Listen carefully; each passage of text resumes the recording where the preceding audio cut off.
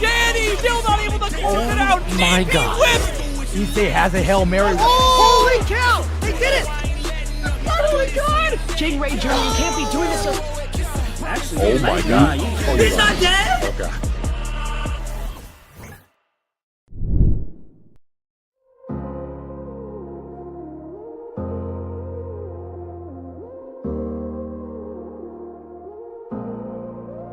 Don't got no heart, I got an icebox. Brand new roller, swipe out the G-Shock. Moving slowly, I know the street hot. No more double, go ahead and detox. Came from the trenches, they ain't showing us no love. Thugging in the city, all we wanted was a hug, yeah. We on the block like every night to catch a buzz. Get the cash and tell my family of the hood, that's a must. Was a hood baby with no soldiers. Bad past never left my mind, it's taking over. No, I should've died, that's why it's hard to stay sober. Glad to see the sun, but my heart getting colder. Life's so crazy, what we been through. When you die, the only time that they gon' miss you. Told my mama, no more tears, no more tissue. Ooh, just some hood baby with some issues. Hood baby from the struggle. Long time had a hustle. Glad we made it through. I'm just glad we made it through. Hood baby from the struggle. Long time had a hustle. I'm glad we made it through. I'm just glad we made it through. Pull up in that rain, see me ballin', yeah. 30 piece on my wrist like I'm Harden. Either they love me or I'm a target. Cause the ice on me is flawless. I've been busy and picking up when you callin'. And on purpose, I hate the fact we ain't talking. But anything that you need, dog, I got you, I mean that. All this pressure make it hard not to relapse. Build up aggression, make it hard for me to relax. Still a hood, baby, ain't no way that I'ma lead that. My dogs need hope, step it up, I gotta be that. Cause life's so crazy, oh, it been through. I'ma love you way before I gotta miss you. Hold this mama by my side, give her some tissue. We were just a hood, baby, with some issues. Hood, baby, from the struggle. Long time had a hustle. Glad we made it through. I'm just glad we made it through. Hood, baby, from the struggle. Long time had a hustle. I'm glad we made it through. I'm just glad we made it through. Just some hood, baby, yeah. Just some hood, baby, yeah. Just some hood, baby, yeah. Just some hood, baby.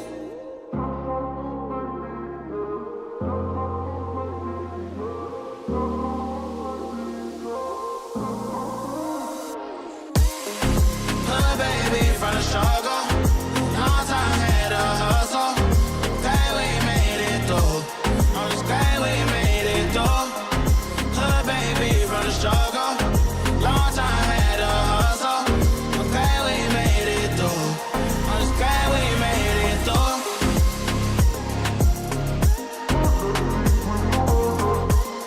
I'm glad we made it through. I'm just glad we made it through.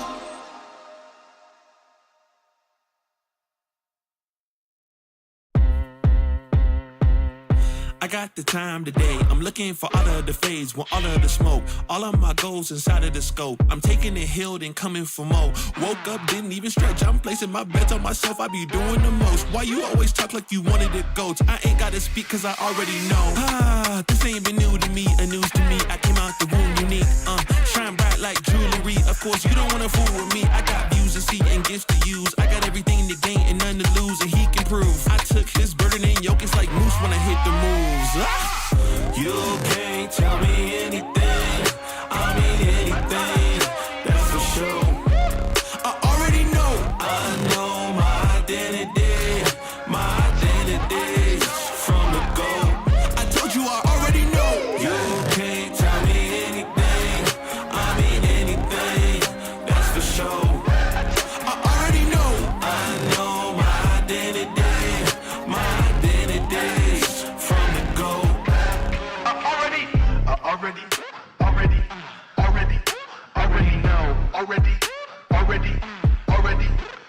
know. I already know.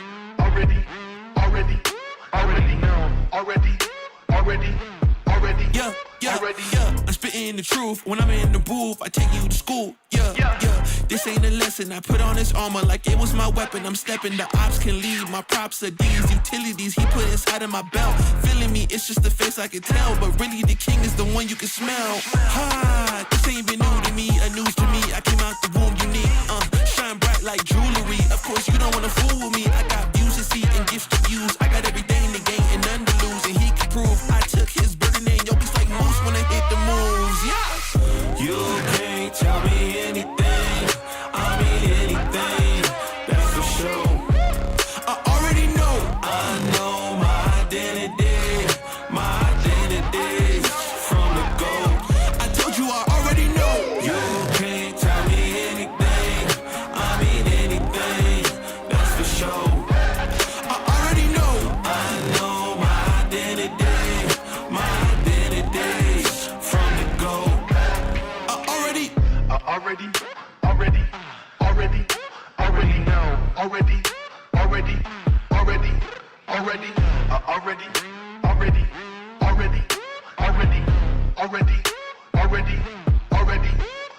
know.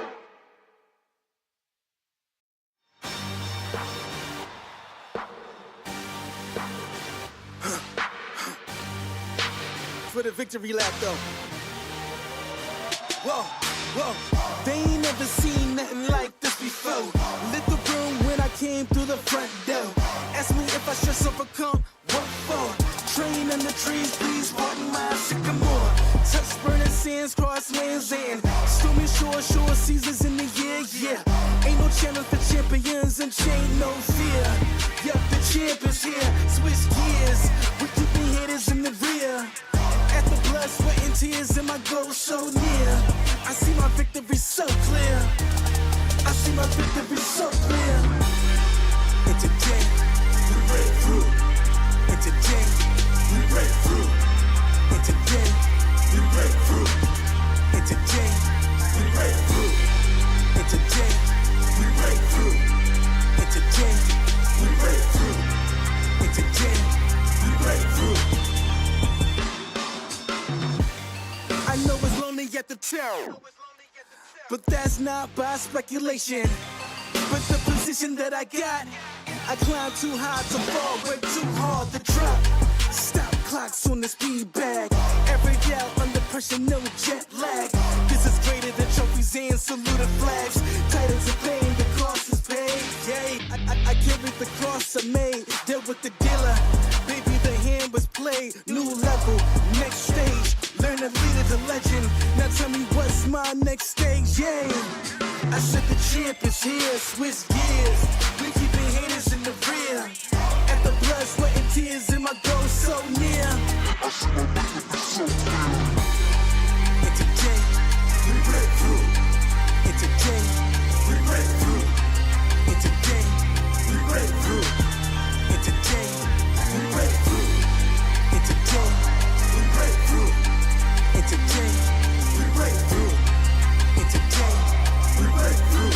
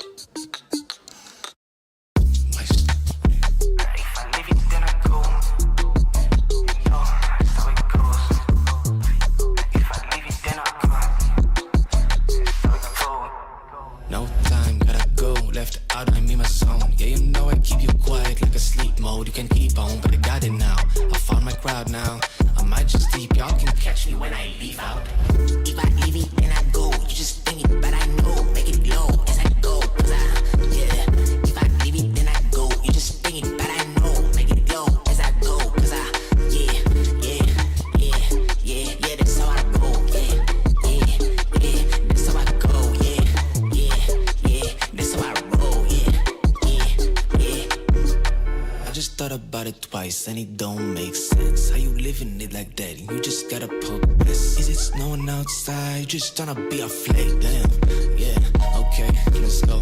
Said you need a little help, yeah, I think that is evident. If you think that's easy, then it says a lot about you. When you feel a little slumpy, that's a part of reality. You better gotta let it go before you do something.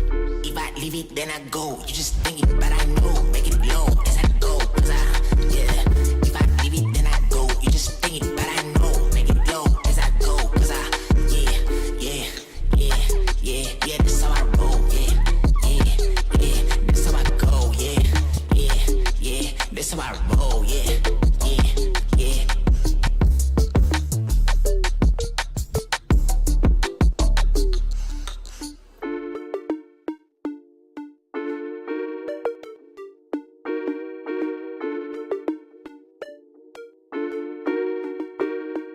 If I leave it, then I go.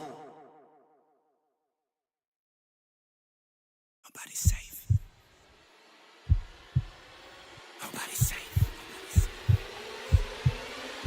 Nobody's safe. Soon as we step out the cage, we raising all of the stakes. Make no mistake, either you stay in your place or we putting you on a plate. Look at our face, we put the fear in the dirt. We had to struggle for change, pick up the pace. We put in infinite work, that's why we stay getting paid. Y'all running late, we moving on to the next. You still been stuck in a phase, there's no debate. We draw the line in the sand, we say it straight to your face. They underrate, so we put the team on our back. We took the city to state, what it's gonna take. Another S on our chest, another beat in the grave. We innovate, we always switching it up. They can't predict what we say. Come out the cave, they see the blood on our shirt. They see the teeth in the face. They watching tape, still trying to figure us out. They think we came here to play. They sending snakes, they trying to give us a curse. They want us taking a bait, but that's okay. We keep on dodging the bull. We keep on saying Olay, blocking the way, thinking we flipping reverse. But we keep rushing the gate, stopping the rain. We know they sit on the throne. It's looking easy to take. We not afraid. We put the fear in their bones. Ain't no more running away. They tryna trace, they tryna follow our steps. They tryna copy the wave. Boy, that's so lame. That's why they keep getting curved. You gotta stay in your lane. They wanna claim that we not giving them work. Like this is minimum wage. Boys, you crazy. Why you keep feeding the beast? Now that you open the cage, nobody's safe. Nobody's safe. Don't start. Nobody's safe. If you come, then please don't drop your guard. Nobody's safe. If you come, you're messing with a star.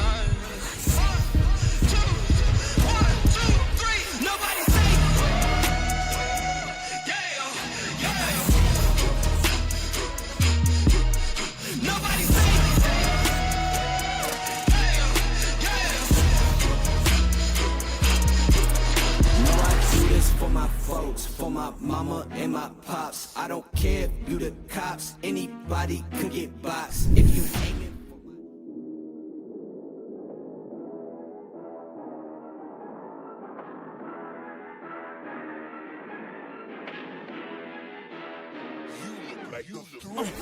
Danny still not able to close it out. my DP God. whip. He has a Hail Mary. Holy cow! They did it!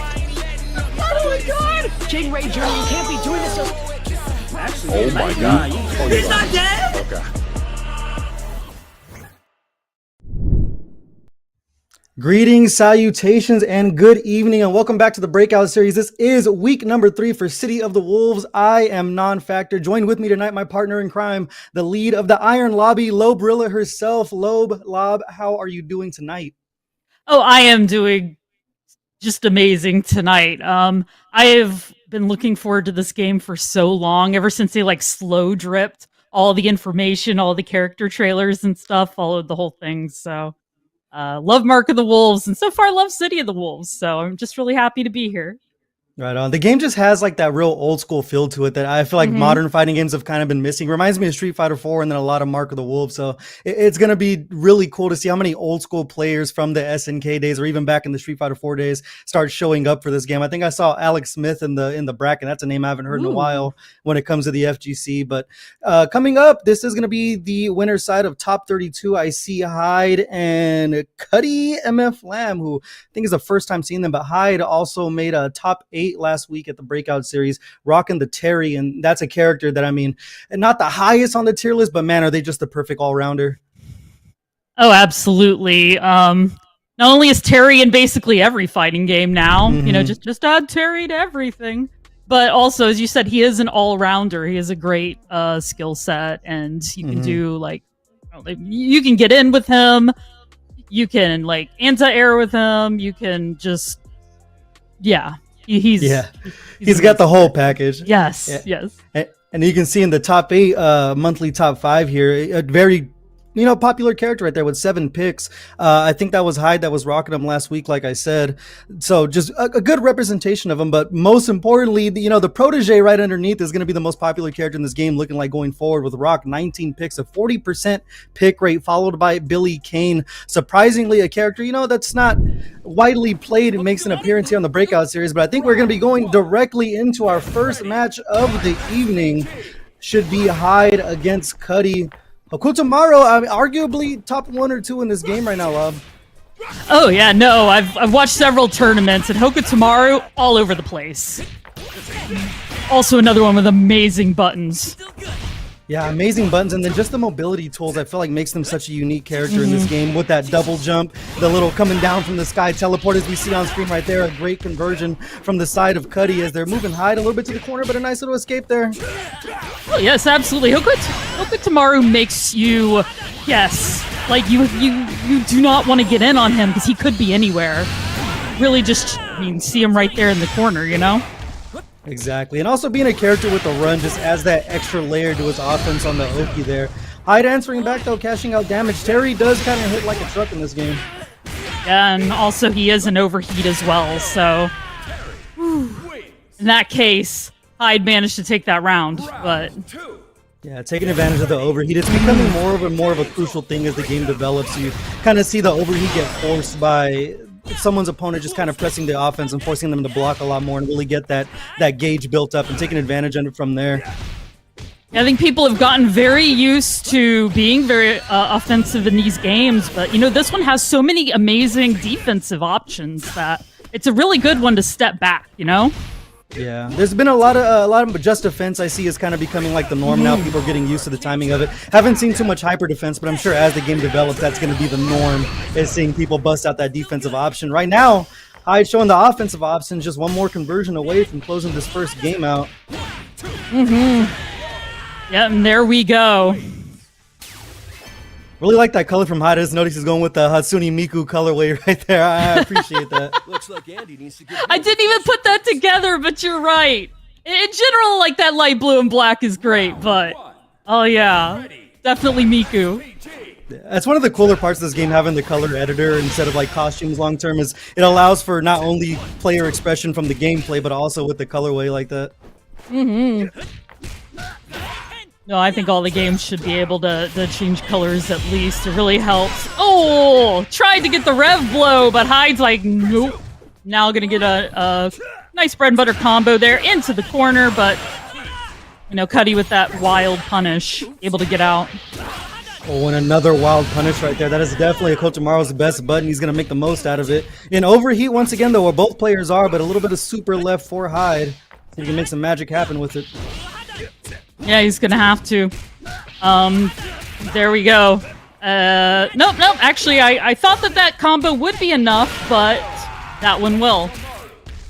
Yeah, I always tell everyone, if you're going to leave leftovers on your plate, you might as well come back for seconds. And Cuddy right there making sure they do. Kind of put themselves on the board here early. Interesting thing from both players, I noticed them putting their SPG early in their life right there in the point position. And I'm not sure what the philosophy is going to be long term in this game, as we are just barely in week 3 or pseudo week 4 because of the early access. But it's going to be interesting to see how players choose to manage their SPG or where to put it at. Yeah, because one early combo will totally destroy your SPG, and you may not ever even get to use it when it's at the front, right? Yeah, exactly. It almost encourages just playing, really high-paced offense right off the rip.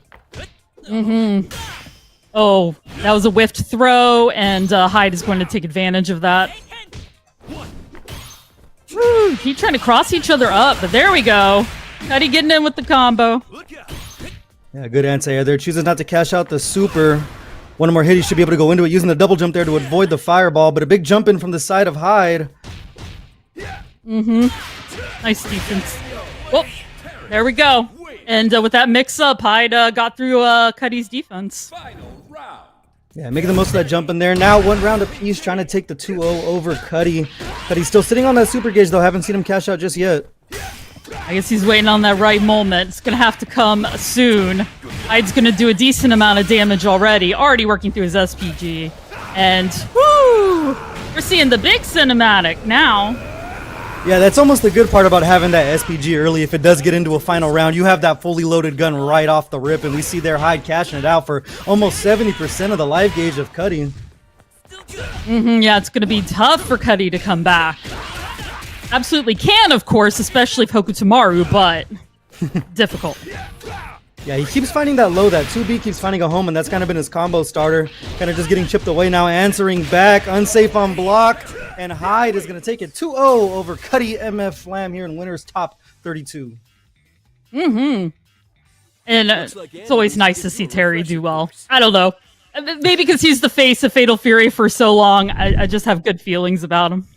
Yeah, and like you're saying, he's just in every fighting game so far. And it's one of those things where you don't get tired of seeing him. Terry's been so beloved. I mean, as far as you can think back, I didn't really grow up an SNK player. I was more on the Capcom side, but I played a lot of CVS too. And in my head, I'm like, Terry's the coolest guy on the screen. And the coolest guy on the screen right now at the replay desk was going to be Hyde, just able to cash out. The players were searching for cross-ups over and over, like you noted earlier, but it was just Hyde that was able to cash out the bigger damage. We saw Cuddy just hold on to that super for a little too long and not really, let it loose. Yeah, no, it's nice to have, something like that in your back pocket, but the risk is you never use it. And if you never use it, as you said, you leave it on the table. And for what?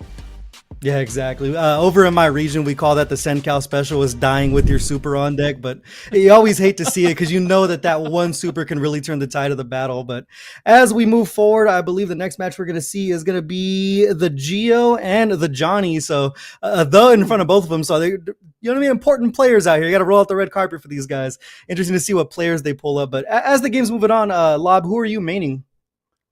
I've started with Gato, and I'm mostly focusing on him right now, but I can't... there's so many in the cast that I enjoy that I slowly find myself just playing other characters too.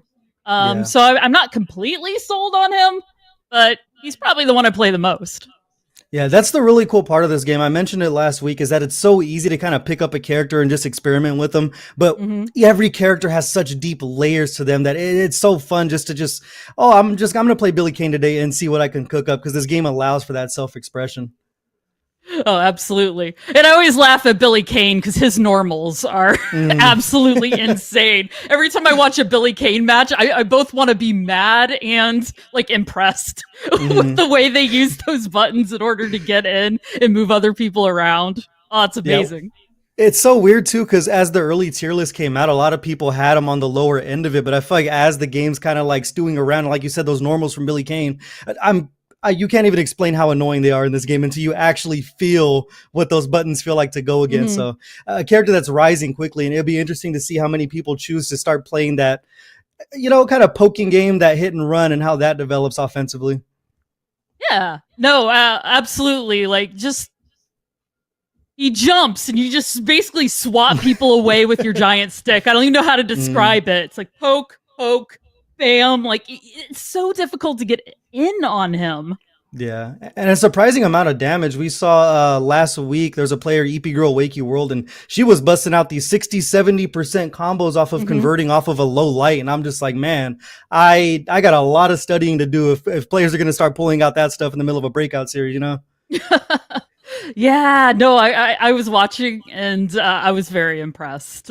She's the one I was thinking of also, and I was thinking of Billy Kane, because what a great representation of the things that character can do, right? And that's just early on. I can't wait to see your developer or tech. It looks like we're going to see some more Hokutomaru on screen, though. The Geo confirmed to have that character. And I mean, we were talking about it earlier, do-it-all character, high mobility, just right there next to Hotaru on the tier list, and along with Kain, who that character, I mean, it almost like I mentally give up when I queue up for rank and I see Kain, because I'm like, I'm going to have to hold everything in the corner. Yeah, and as somebody who played a lot of Mark of the Wolves, I think Kain just immediately brings back those feelings that I got in Mark. Just seeing him now is like, oh, these feelings have not gone away. The Master Fireballer is still here.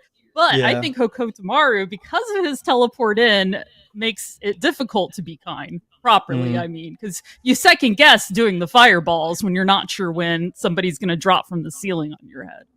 Exactly. And it's a matchup we've seen a lot too, just so early in this game at every major. I mean, we're just fresh off the heels of Evo Japan, and you saw the matchup a couple of times there. And I think the answer to this game, because since the roster's on the smaller end right now, is going to be learning multiple characters to counterpick going forward, which is, I mean, that's one of the old scummier things from old school FGC. So it's nice to see that tradition get carried on once again.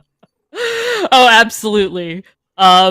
I think more scummy past FGC stuff should come out. Oh yeah. As long as it's in the game. I mean, people miss the old school until you find out how people were behaving. But as long as we keep it in the game, that old school scummy stuff in the game was awesome. I mean, zoners are kind of a lost art in modern fighting games because everything is just offense. So it's nice how we saw, like we brought up Billy Kane being that long range poker, stay away from me, and now Kine. I mean, can zone, they're a do-it-all character, but when they're zoning you and you can't get in, I swear, it is the Alt F4 strategy, or I'm just, all right, you got it. Absolutely nothing is more frustrating than fighting a really good zoner. It is top. It feels top trollish, really, even though it's not. They're playing the game too. They're doing it very well. Man, is it infuriating. Exactly. Well, it looks like down on the screen, we're going to see Johnny is going to be going ahead and committing to the mirror match here. Hokotomaru seeing doubles. Now I'm interested to see what the colorways are going to be. I like the custom colors when it comes down to a mirror match there. Oh, we're getting the Hotaru, actually. It's funny. Their colors are very similar, too. Yeah, similarly annoying and similar colors to rock with it. Right now, Johnny KOF find themselves in the corner busting out with the DP, and Hotaru just a character with every tool in the world. Yes, they gave her everything. Like, in Mark, like, she at least had very stubby range, right? And I feel like that's not even a problem in this game. Yeah, exactly. The range of Billy Kane, the grapples of Tizok, and then the damage of Terry right behind it. Yeah, so she should give Hokotomaru just like she just did, a run for their money, Round 2. Well, the old school saying is pick a top tier, and that's exactly what Johnny is going to do right now, taking that first round, looking very strong on offense there, able to force a couple correct guesses. And the trickier thing about Hotaru is she has this knack because of her buttons are so good. She gets you to sit still long enough just to sneak in that command grab, and she gets so much off of it when she lands it. Yeah, it's hard to think of her as a grappler, but no, that command grab is so good. Like, you have to respect it. At all times. Back and forth patience until Hotaru. Johnny gets in. Damn, right into the corner. Yeah, I like cashing out the super there to try to get out of SPG right now. The Geo returning the favor. Might be one more hit. Good defense getting played. The short hops coming in. I know. The life is getting... the just defend. And that will be it. Maybe? With the level 1? Yes. Wow. Yes, it will. I was waiting for it. I was like, something's going to come out. Level 1. Yeah, we were talking about that damage right now. Just off of level 1, a nice little B&B, taking almost a quarter of the health right there. This character is just my sleep paralysis demon at this point. I've been grinding this game a lot online, and I cannot escape this little girl. It's like Kine and the tiny girl and the ninja boy. Nightmares. Exactly. Right now, more nightmares being pushed as Johnny's breaking down the defense of the Geo, looking to get him out of SPG early here. Ooh, even like dropping that last one, it did not matter. Still got another 7 hits there. All right, so the Geo getting a little bread and butter, looking out. There we go, cashing in a super. I like the cash out there not only to get the damage in, but to lower that rev gauge just a tiny bit and rev up Johnny's a little bit more. Gonna come down to the last hit here, but a deep cross up lands for Johnny. Little B&B to finish it off, and they're gonna go up around. Round 2. Get ready.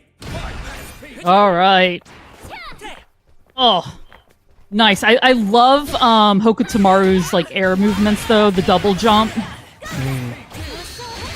Didn't work for him there, because Hotaru's not gonna let that slide, but there we go. In the corner. Like the choice of using the rev guard there, but a wild punish from the side of the Geo does have super on deck in SPG. This is gonna hurt. Nice little floats. There we go. Hop back. The Geo's trying to find their in. And Johnny's just being patient. Yeah, great defense. We see a couple of JDs coming out, and the Geo just fishing for that 2C. You're not going to land it, though, but he is going to find a super. Should be guess for game here. Beautiful choice on the Rev Guard there to block the cross-up, but now they find themselves in overheat. All the Geos in SPG. Yeah, no, with that guard crush, but that's it for that round. The Geo takes. It's on the board. Get ready. I love the way they just changed pace there. Identified the overheat situation, decided just to go all the way in, got that guard break and closed out the round. Right now, Johnny trying to match their offense, but a wake-up super. Go ahead and get off of me. Almost at an SPG now. Nice throw. Oh, what a cross-up there. Oh, man. Caught it right at the diagonal. Got a nice bread and butter. Woo. Yeah, that's an old school SNK cross-up too. They don't make them like that in Street Fighter. It's really ambiguous to where they're going to land, and right there, the Geo making the most of it. Still not an SPG here. They're going to get a little teleport there on Johnny, excuse me. There we go. Geo's just using a lot of get away from me buttons. Just hardly blame him. Identifying that Johnny really just wants to push the pace, continue to take their turn when they get the Oki. So the wake up super cashing dividends for them, I believe, twice in that set so far. Hey, there we go. Using the teleport to try to get in. Nice just defend. There we go. The Johnny's just defending everything. Yeah, I was about to say that just defense coming in clutch there, especially to make sure that their rev gauge stays a little low. They've been mixing in the rev guard just to get some space because it does give a little bit of that pushback. We're now trying to fight the way to the corner, but it's just the Geo just getting all these jump ins for free. No anti-air yet from the side of Johnny. Looking for the rev blow. No one's home. Yeah, definitely has a DP. It's interesting how patient they're playing right now.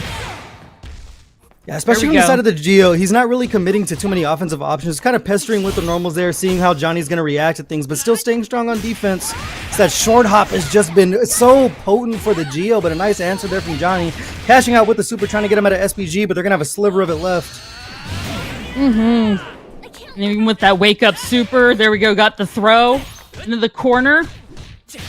Once again, that defense. Whew. Which the proper response to good defense is a throw. Exactly, just breaking them down slowly but surely, but a super is going to cash out. Johnny's going to put themselves on to set point here. I like the pace that both players are playing out here. They're not making hard commitments and just trying to play footsies, whether or not it's in the corner, just a real methodical way of approaching the game. Oh yeah, for sure. And anytime Johnny does get in, like, the amount of damage they do is just insane. So they can play very patient. They know once they're in, they're gonna really cash out. First DP we saw to bust out there for Johnny in SPG. Still not able to throw a red blow just yet. One more guess looking for the backdash. Go another throw from the Geo. I like the hang time they're getting off of those short hops. They're just continuing to pester with that jump B. Right now, Johnny in overheat once again. Let's see if they attempt to break down the guard, but a nice response. Checking with the standing 5A there and cashing out with the super to try to get their overheat a little bit lower and get that guard gauge a little bit back to replenished. Now, Johnny is in overheat, so... Whew. Yeah, I think the router might be overheated right now. Things are turning a little slow-mo on our side of the feed here, but I'll say they're committing and playing on, throwing the fireball full screen. You have all day to react to that one now. I'm just amused at watching it be so... Oh, the jump over and then the punish. Woo! Yeah, we got to commentate at the same speed. Wow, another grab. A jump into a low. Damn. Got to see every frame of that super right there, and that's going to be the Geo now with the round. Not sure how we're going to play on it, but looks like the players are committed to letting it groove.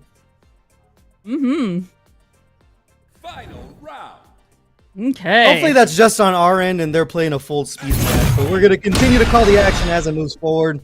Johnny's standing still here, see if there is a bit of a connection issue if we're going to play on it going forward, but so far the action lob has been, like we pointed out earlier, very methodical in the way they're approaching, but the minute they do get their hit, these characters have shown that they're ready to cash out 50% at any given moment.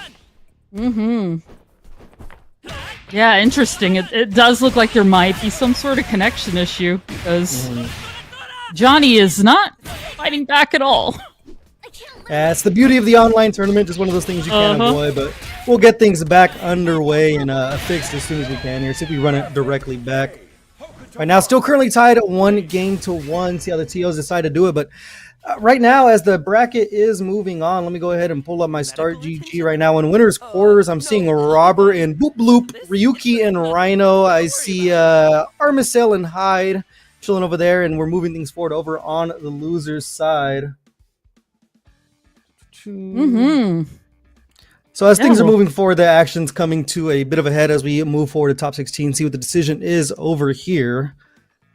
So far, how are you feeling about this match, Love? Oh, it's interesting. These are the exact characters I was expecting to see, right? Because I've been watching a lot of tournaments, and I'm loving this so far.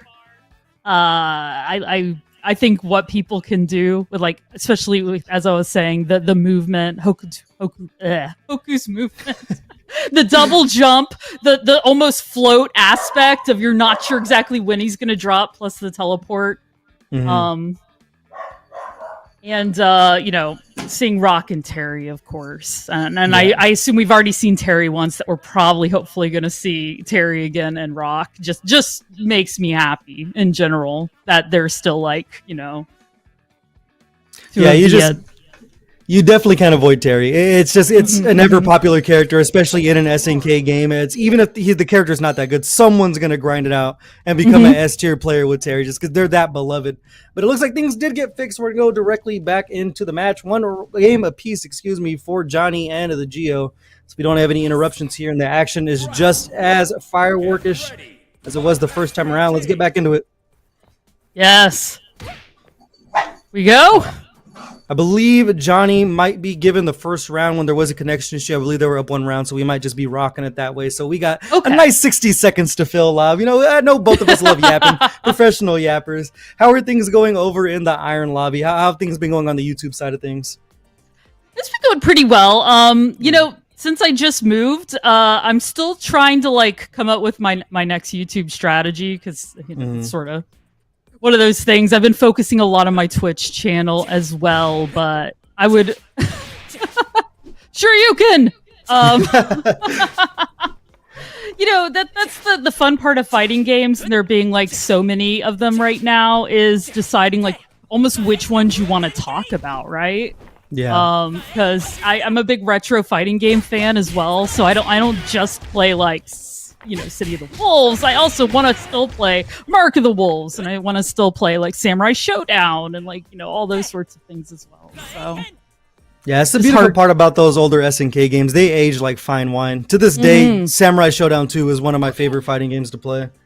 9, 8, 7, 6. All right, it's got word from Mothership. We are going to figure out how things are going to play out here, but Johnny is going to be up one round as we move forward. As we're talking about the retro titles, Lab, I know you're excited for that Capcom Collection 2 to come out in just a few days. Yes! Capcom versus SNK 2 is one of my favorite games, ever. I'm so excited to play it again, except with decent netcode. It may as well be Christmas right now. I've been really looking forward to it.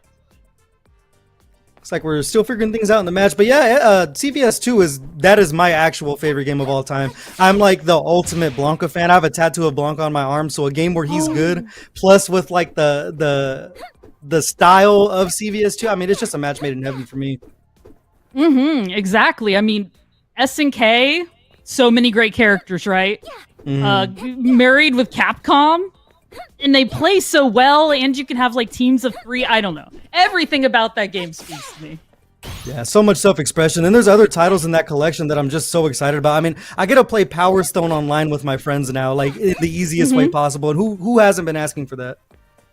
I know. I think Dreamcast might have had some internet connectivity, but that was so early days, right? Yeah. It's just so much better now. And as you said, you could play with your friends. You don't have to be in the same room anymore. Exactly. And then there's just titles that you wouldn't even think would have gotten any kind of re-release or anything, like Plasma Sword. I mean, that game I've touched one time, so it's gonna be nice, at this present moment in time to go back in there and dive in and really connect with that community. Because with every fighting game, there's a group of people who have never stopped playing a specific game, no matter how old it is. There's a diehard community for every single one of them. Yes, absolutely. We going into it? Looking like we might be playing some offense there. Cross up from the side of Johnny. Timer's gonna hit 0. See what happens going forward. Might just be a connection test.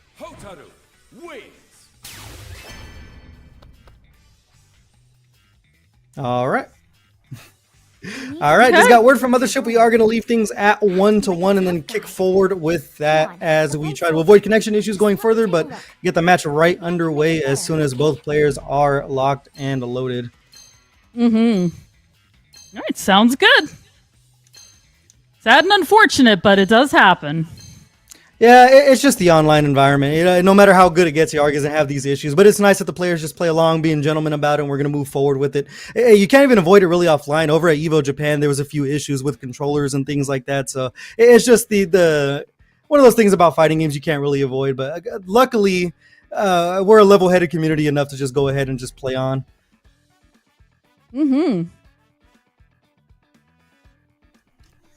All right.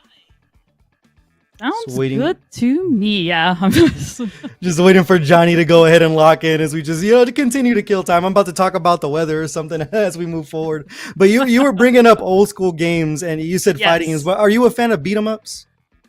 Yes. Oh my gosh, I play a ton of beat 'em ups as well. I've been revisiting Streets of Rage again. It's just a series I go back to. Streets of Rage 2 is literally my favorite game of all time. Like #1 on any top 5 list. Streets of Rage 2 is like my actual childhood. That soundtrack is burned into the back of my head. So hearing you say Streets of Rage immediately, I'm like, oh, okay, me and Lob are going to be friends. She knows ball. Oh, absolutely. Max. I love Max. Right on. I'm not really a speedrunner, but there's this amazing speedrun of Streets of Rage 2 using Max. And for a character that seems so slow, like I've taken to using him a lot too. Right on. And those are characters that I want to see show up in a modern day fighting game. Get me Axel or get me Skate, get me Blaze, get me someone in a modern fighting game. I need some Streets of Rage representation in something. Yes. Streets of Rage 4 was really good too. I would love it if they would, the team behind 4 would work on 5. That would be really nice. Right on. All right, let's get back into it. I believe we are going to put it up to 1 round apiece. So sorry for the delay, everyone at home, but thank you for sticking around over here at the Breakout series. If you guys haven't yet and your first time viewing, make sure you do follow the channel and use that Matcherino command, !Matcherino, if you want to go ahead and claim one of those codes. It's free money to add a little 25 cents into the pot, or if you want to donate directly to help support these players, because they are putting on the show for us, so let's reward them back. Right now, the Matcherino is sitting at $11.25, so I want to see those numbers pump up to everyone at home as we get things moving here. Top 32 winner's side. Yeah, absolutely. We can put smiles on faces, right? Make that pot a little bit sweeter. Really nice for the winners. Playing for pride is always nice, but buying dinner off of fighting games is always a good feeling too. Absolutely, feels great. All right, 1 round apiece now. We should be able to finally get into the action, Lob. Let's get things underway here. Winner of this round is going to decide who's moving forward on winner's side top 32 or who is going to have to make that loser's side run. Yeah, so far,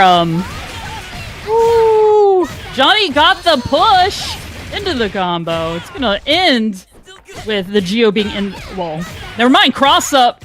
We're just going to do it again across the other side of the map. Yeah, immediately taking the Geo out of SPG. That hidden gear is no longer a factor, and another deep cross-up. Almost a perfect for Johnny as they put on a show. The icing was no problem for them. They could take all the time in the world because they're going to come right back and be dominant. And that's going to be Johnny taking it 2-1 over the Geo. And all right. Hotaru is just dangerous. Once she gets in, she melts. Just melts life bars. Yeah, we can see it in the replay just immediately off the bat. You say it, and we shall see it because that was a nice little 40% off of a B&B there. Mm-hmm. We talked about it. They gave her everything. Mm-hmm. And then just that deep cross-up too. We saw it from both players. Both characters have that really ambiguous cross-up, especially coming in with such like a weird arcing jump and able to cash out big time there. We see again Johnny just cashing out the damage faster than I cash out my paycheck on payday, just absolutely letting it fly so far. And that's exactly why they're going to be moving on over in top 32, and the Geo is going to have to make that Legends run over in loser side where Legends are made. Mm-hmm. I thought about the action so far. This game, I mean, it's just absolute fireworks. Even with the delay right there, the connection issue, it's still absolute fireworks as soon as we get back in, Lob. Yes, absolutely. No, I've been in love with this game since it came out because, as we said, with the old school feel and just how the combo system works. Like once you really get into like the breaks and the feints and all that, there's so much stuff you can do. And I think we've barely scratched the surface on how amazing these combos can be. Yeah, I've been telling everyone I'm just so excited for Evo this year, just so the players have a few months of just developing these things. Because you know the old saying, we talk about old school over and over. It's the theme tonight, but they used to say save it for nationals.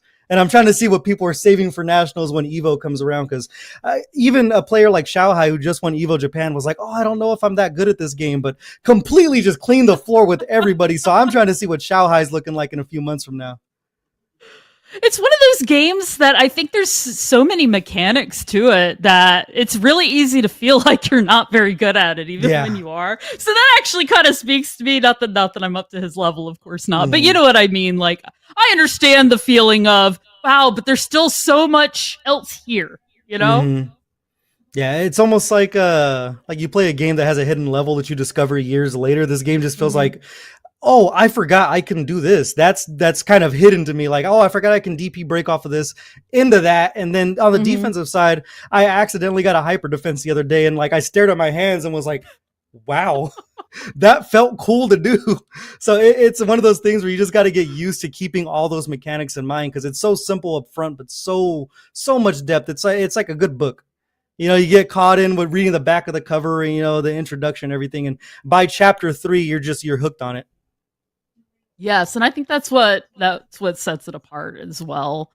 So far, I'm not saying that some of the other modern fighting games don't have just like a lot of stuff to them, but I just feel like City of the Wolves, specifically, especially with their robust defense mechanics, there's just so much there. It's hard not to at least kind of compare it to some of the other ones.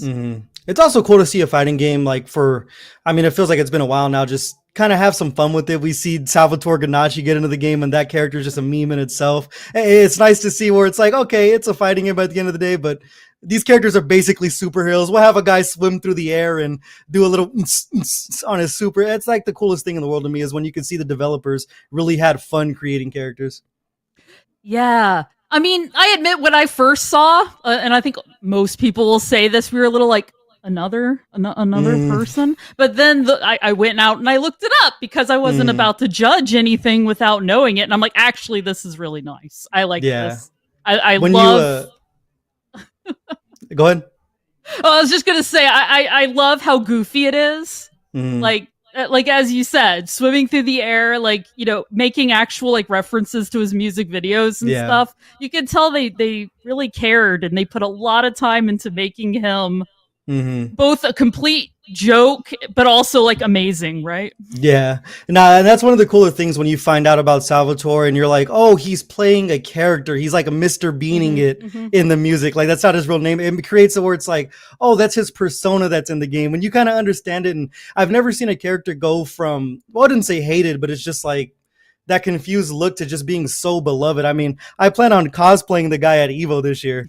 And there was a bunch of cosplayers at Evo Japan. And one of the things that actually stole my heart when Salvatore was in an interview, he got asked his favorite character. And he didn't say Robert Garcia. He just straight up said Garcia. And I was like, oh, he knows ball. That's a real SNK fan right there.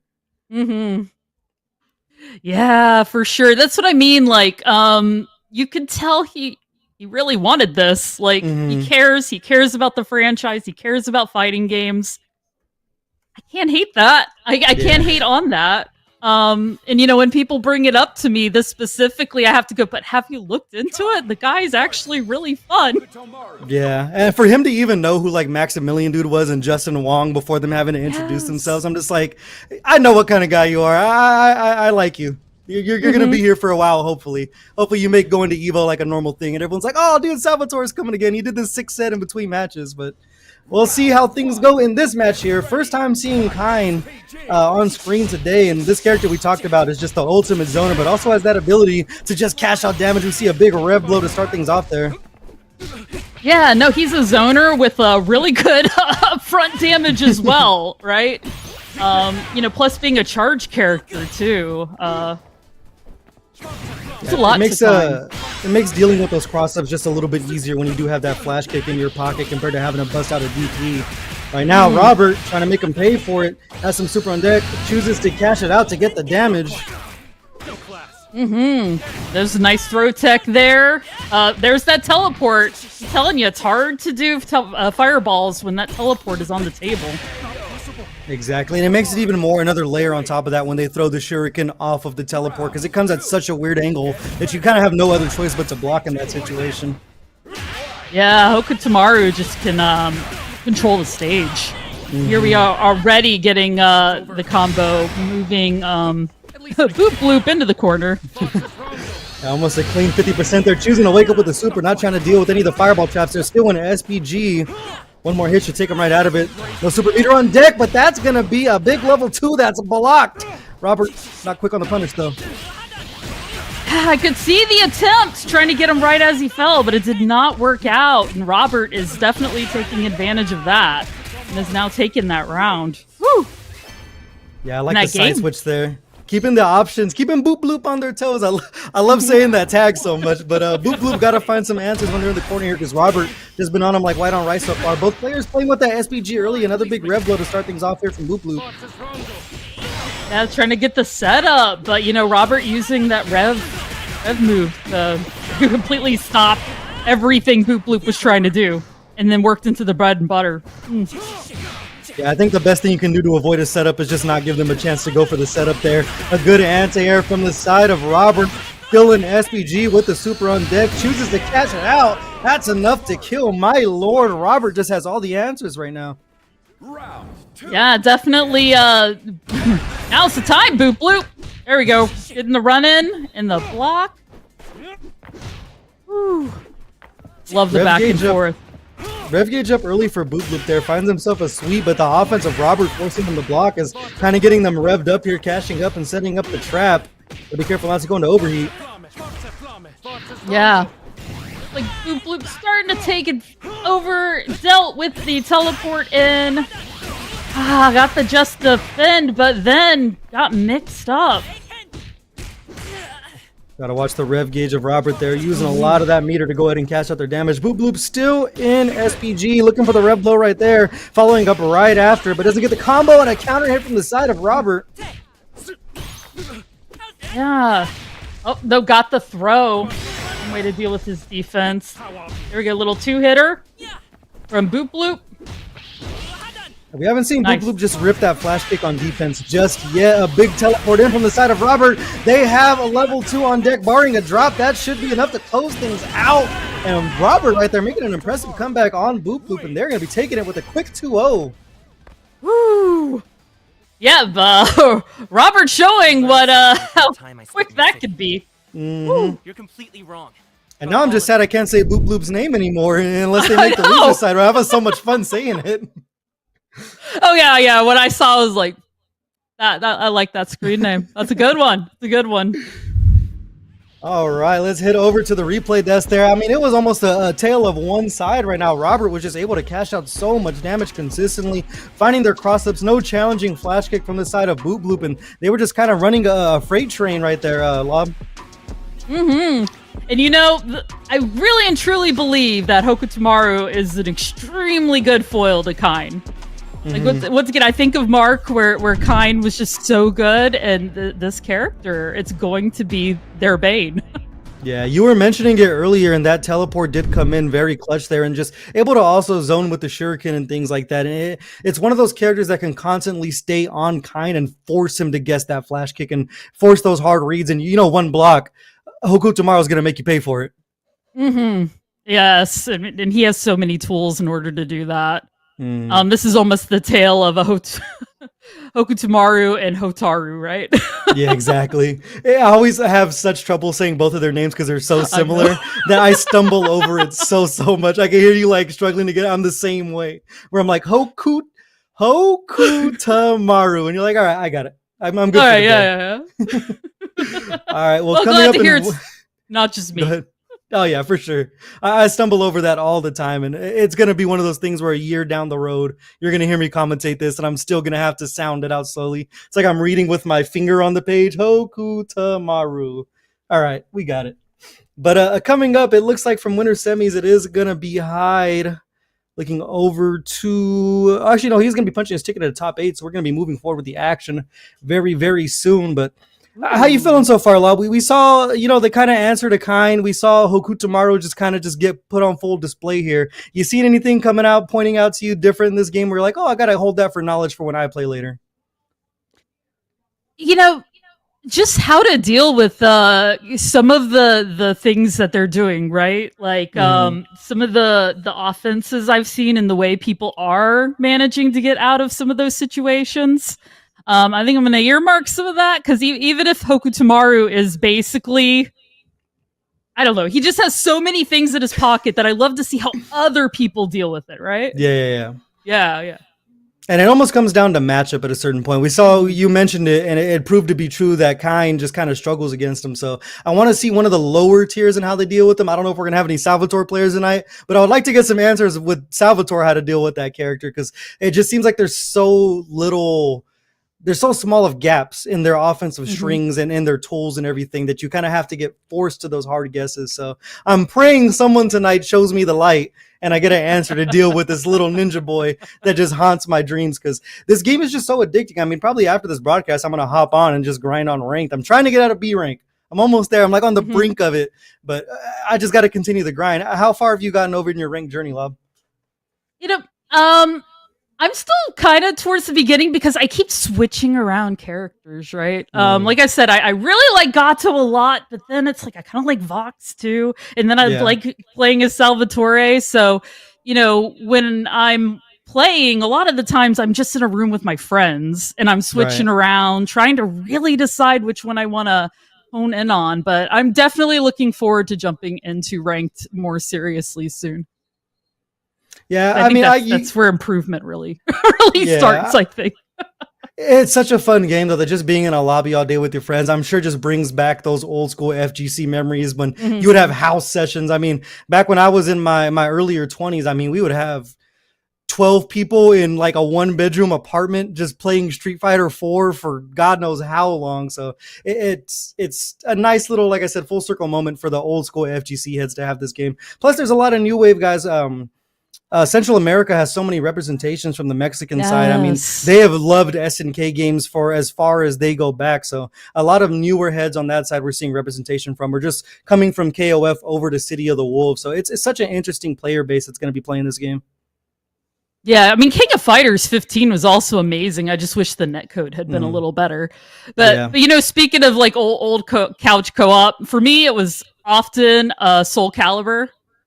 For whatever reason, that game will just bring people together. People are over. I'm feeling awkward. I don't know them. I want to play Soul Calibur. And almost always they do.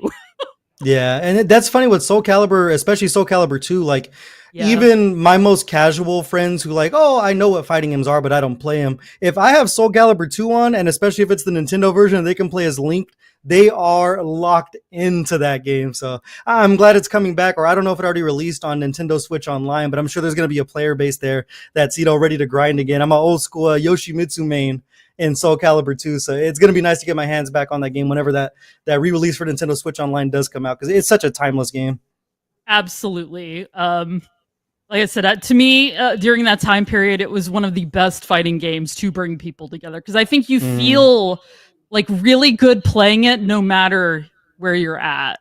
Like, Mhm. obviously, if you're really good at fighting games, you're going to get a lot out of it. But also, I think if you're kind of new to fighting games or uncertain, you can still get a lot out of it. I do enjoy games like Yeah, it's just nice too when you do have like one of the that. more Mhm. casual friends when they finally do something cool, even if it's by accident. You can Yeah. see that light bulb kind of go off, or if they get a ring out, it is the coolest thing in the world to them. And the funniest part is, no matter how good you get at the game, it's still the coolest thing ever when it happens. So, Yes.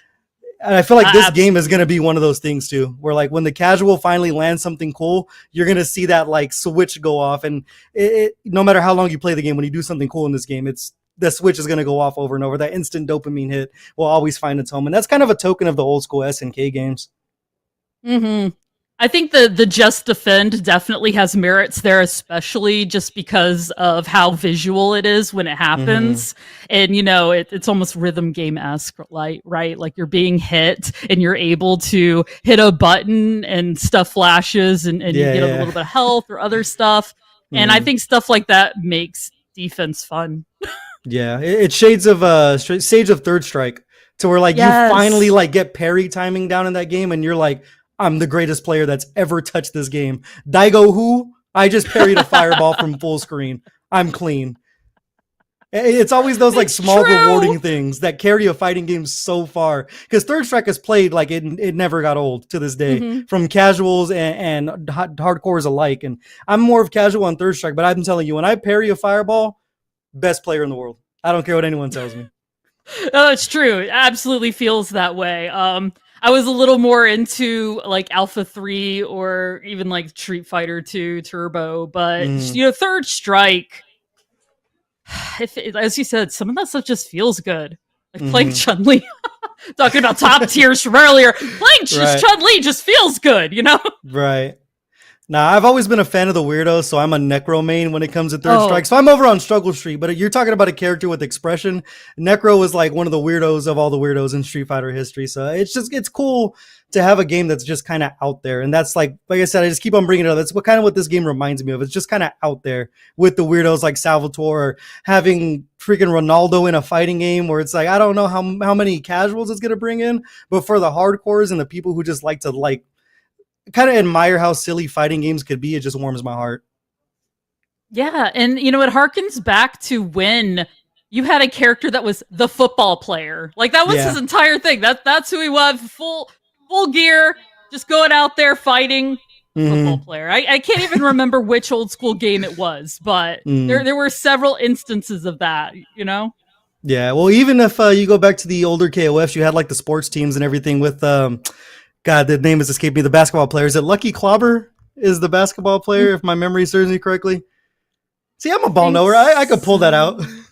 But just the idea of playing with a basketball in the middle of the fighting game, I was like, this is the coolest thing that like 6-year-old me has ever laid my eyes on. And now I'm on the brink of being 30 at the end of the month. And at 30 years old, I'm like, this is the coolest thing I've ever seen in my entire life. So just absolutely timeless. It is though. Like then when you get into like in Persona 4 Arena where there's a baseball Mm-hmm. player and literally they Mm-hmm. use like if you do baseball stuff, it like it matters. Like there's this Yeah. whole little grid. I can't explain it very well, but it's so just so neat. I don't know. Yeah. I love fighting games. It almost feels like fighting games are kind of wrapping back around to being silly. Because even if you look over at Tekken 8, they Mhm. just did the trailer for the upcoming patch where like Panda is getting so many goofy colors, and you can be a big cat now as Kuma. And I'm just like, I'm so glad to see fighting games really embrace how silly they truly are. Because there's a lot of like, the edgier, coolie characters that are designed to be cool, but my heart has always followed the weirdos and the joke characters. Like I'm a big Dan Hibiki fan. I like when it gets acknowledged where it's like, yeah, we're just a bunch of nerds who like anime stuff, and that's kind of what it is. Exactly. I like the joke characters as well.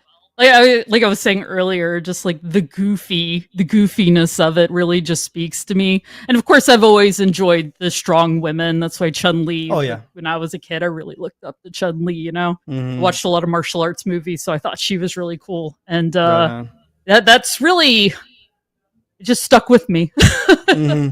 There's also been like you bring up strong women. There's also been like a push recently from like modern day fighting games to, have so much different representation of different kinds of women, different builds and everything. We see Marisa in Street Fighter 6, and from my memory, that's the first like big muscle woman grappler in a fighting game, and I'm like, that's so cool to see such different representation of women where they get to really show off their personalities as a character over and over, and that's something that modern games are doing now, and I really love it.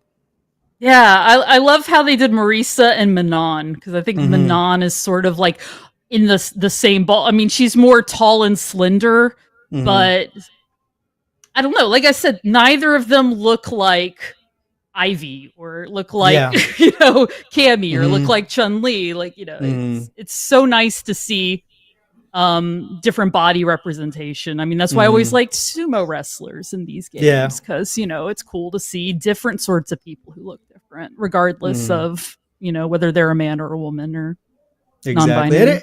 It just brings different play styles as well. We bring up Marisa, and it's like this giant bruiser reminds me of Juggernaut from the old Marvel vs. Capcom days, where it's like, don't get touched because it's over the minute they do. And then Manon being like a ranged pokey grappler in that game. It's just nice to not only see the female representation, but just such a different representation of play styles where people can. I attach my play style and the characters I pick kind of to my personality. I mean, I like to have fun and stuff, so I pick the party characters. No one likes playing Blanca. He's weird and he hits you from weird different angles. So being able to represent your personality through the character archetype and the play style is also a really cool thing that's kind of being pushed these days. I appreciate that, but I think that because of how large fighting game casts can be, there's just so much room to make a lot. Like, as you said, to have monster characters, to have different looking people, to have bears. I mean, technically doing we talk about the Gone from Tekken 3 was the first one that came to mind, but a franchise that will just we're just gonna have a kangaroo in here now. Yeah, all right, screw it. Or even the crossovers that Tekken have done before have been so out of left field when you talk about weird characters like Negan in Tekken 7 from The Walking Dead. I remember where I was when that trailer dropped at Evo, and I'm just like, because I was a diehard Walking Dead fan, so I recognized the whistle, and I'm like, what is actually going on right now? So there's no limits, and the precedent was set a while back, but there's no limits of how goofy things can get now, and I just hope they get weirder as time goes forward. Me too, and I'll always appreciate Mortal Kombat trying to add like every horror movie villain they possibly can to their roster. Yeah, you embrace who you are. And then old school action movies where it's like someone's 55-year-old dad saw a trailer for Conan and was like, "I'm buying Mortal Kombat. That's it. I'm getting an Xbox. I'm buying Mortal Kombat because I remember watching Conan as a kid, and I got to relive that." And the Terminator representation, I mean, Alien and Predator in that game, and then the horror mix that you saw in there, they're just tickling every single funny bone that I have when it comes to just getting weird with it. And that's one cool side of Mortal Kombat that I've always loved, is when it comes to being weird, they're not hiding from that either. I mean, you look at babalities and animalities, friendships, there's no limit to how weird things get over on that side. Absolutely. And that comes back to what I think is the heart of fighting games in general, is just how they can simultaneously be like the most serious, as you said. You can have you have Jen, or you have Kazuya, right? The most serious sort of I'm a badass, characters, and then at the other end, Yoshimitsu in Tekken 7 with all the tentacles everywhere, right? Like. And I love as fighting game fans, we never question it. We're like, absolutely not. The crime boss that can make lightning come from his hands. Sure, he's gonna fight an alien with a samurai sword. Why not? Everyone's here for a good time. It's a tournament, and the alien wanted to enter the tournament. We're not gonna stop them. That's why I love watching like long form YouTube video essays of people talking about canceled characters from games. where you get into like the weirdos that were almost in Street Fighter or almost in Tekken, where you're like, man, you just should have let that freak flag fly just a little bit more, because some of these things would have been cool to see come to fruition, like the legendary Zubaz that got its fame from the Super Best Friends back in the day. Where at this point, with modern day fighting games and esports and everything, I hope they are gonna go ahead and be sillier going forward, especially with the money involved plus being silly. It's like we've always wanted to be esports back in the old school FGC days. We're like, we just want the money, bring the money. And now that we're moving towards the money, we're losing the silly, but I hope it meets in the middle going forward. Yeah, me too. And I really believe that like Salvatore Ganacci is going to almost like the the beacon. Exactly. Mothership?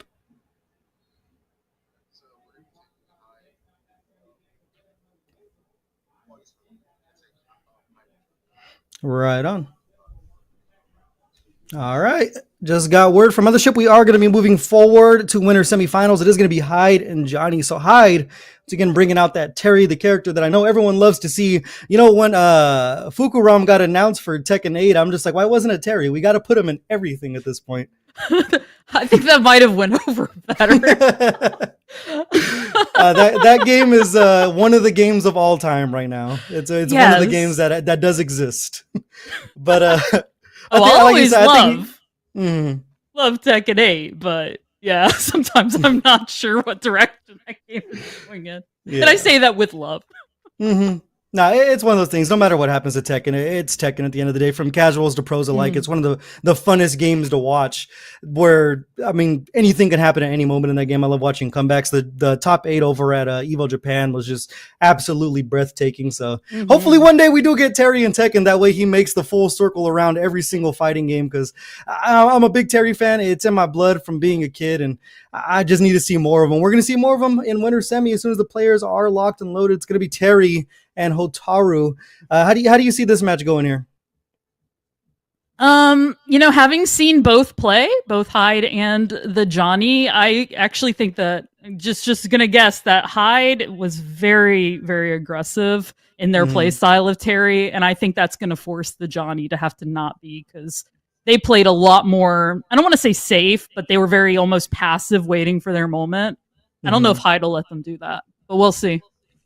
Yeah, I think it's going to come down to where they put that SPG, because if Hyde puts it up front and wants to be very, very on the ball about how he's going to run his offense early, he could really turn the tide. And like you said earlier, Johnny has just kind of been kind of passive, really poke and move and really waiting to take their turn. So we'll see how things play out there. But both characters are characters that do have a DP, so that adds another layer to that defense if anyone wants to take the risk of losing 50 to 60% of their life on just trying to steal their turn back. So going to be interesting to see how they navigate it, because that's one of the things when I'm playing against a character that does have a DP, you almost have to second guess where you're going to press a button, especially in this game. The fact they can break it makes it even more dangerous. Yeah, I've been known to yell, Shoto, like I'm playing against certain people. Like, it's a show, don't jump at them. Do anything else but. Yeah, especially at this level, it's like, their anti-airs are on point. You don't make it this far in a tournament if you don't got anti-airs, so you got to second guess every single time you leave your feet. Oh yeah, yeah. That is like, I mean, one of the cornerstone, really, of course, like having good anti-air. Though I do think that City of the Wolves does, especially with their hopping, so that you don't jump quite as high and stuff. There really is actually a place for jumping in this game, whereas like in Street Fighter, sometimes you do not want to jump at all. Yeah, like jumping is just going to lead to death. But it depends entirely on who you're playing against. Yeah, especially if their defense is on point or how they want to play the mind games. Because I've seen a lot of people will do DP break to anti-air to try to make it safe on the landing in case their opponent just defends. That way they can catch them on the way down if they attempt a just defend in the air. So it adds a whole nother layer, like a mini mind game, just in that interaction alone. And that's one of the things we were talking about before, where there's so many layers. And when you break it down to just a small interaction like that, it becomes a will they, won't they on both sides immediately. Are you going to commit to a button and get DP? Are you going to go for the just defend and then end up punishable when you hit the floor? Are you even going to attempt the breaker? It's Pandora's box. You're both getting hit and not getting hit at the exact same time. Or is it a Schrodinger's cat the cat is alive and dead at the exact same time until you open the box. So until you get that answer, we don't know how the interaction is really going to play out when it comes to, playing the anti-air game here. Exactly. You just do not know. It makes me think of just another old school game, Darkstalkers, right? Where, you could do the air blocking. Like that made any sort of like air movement so much more viable.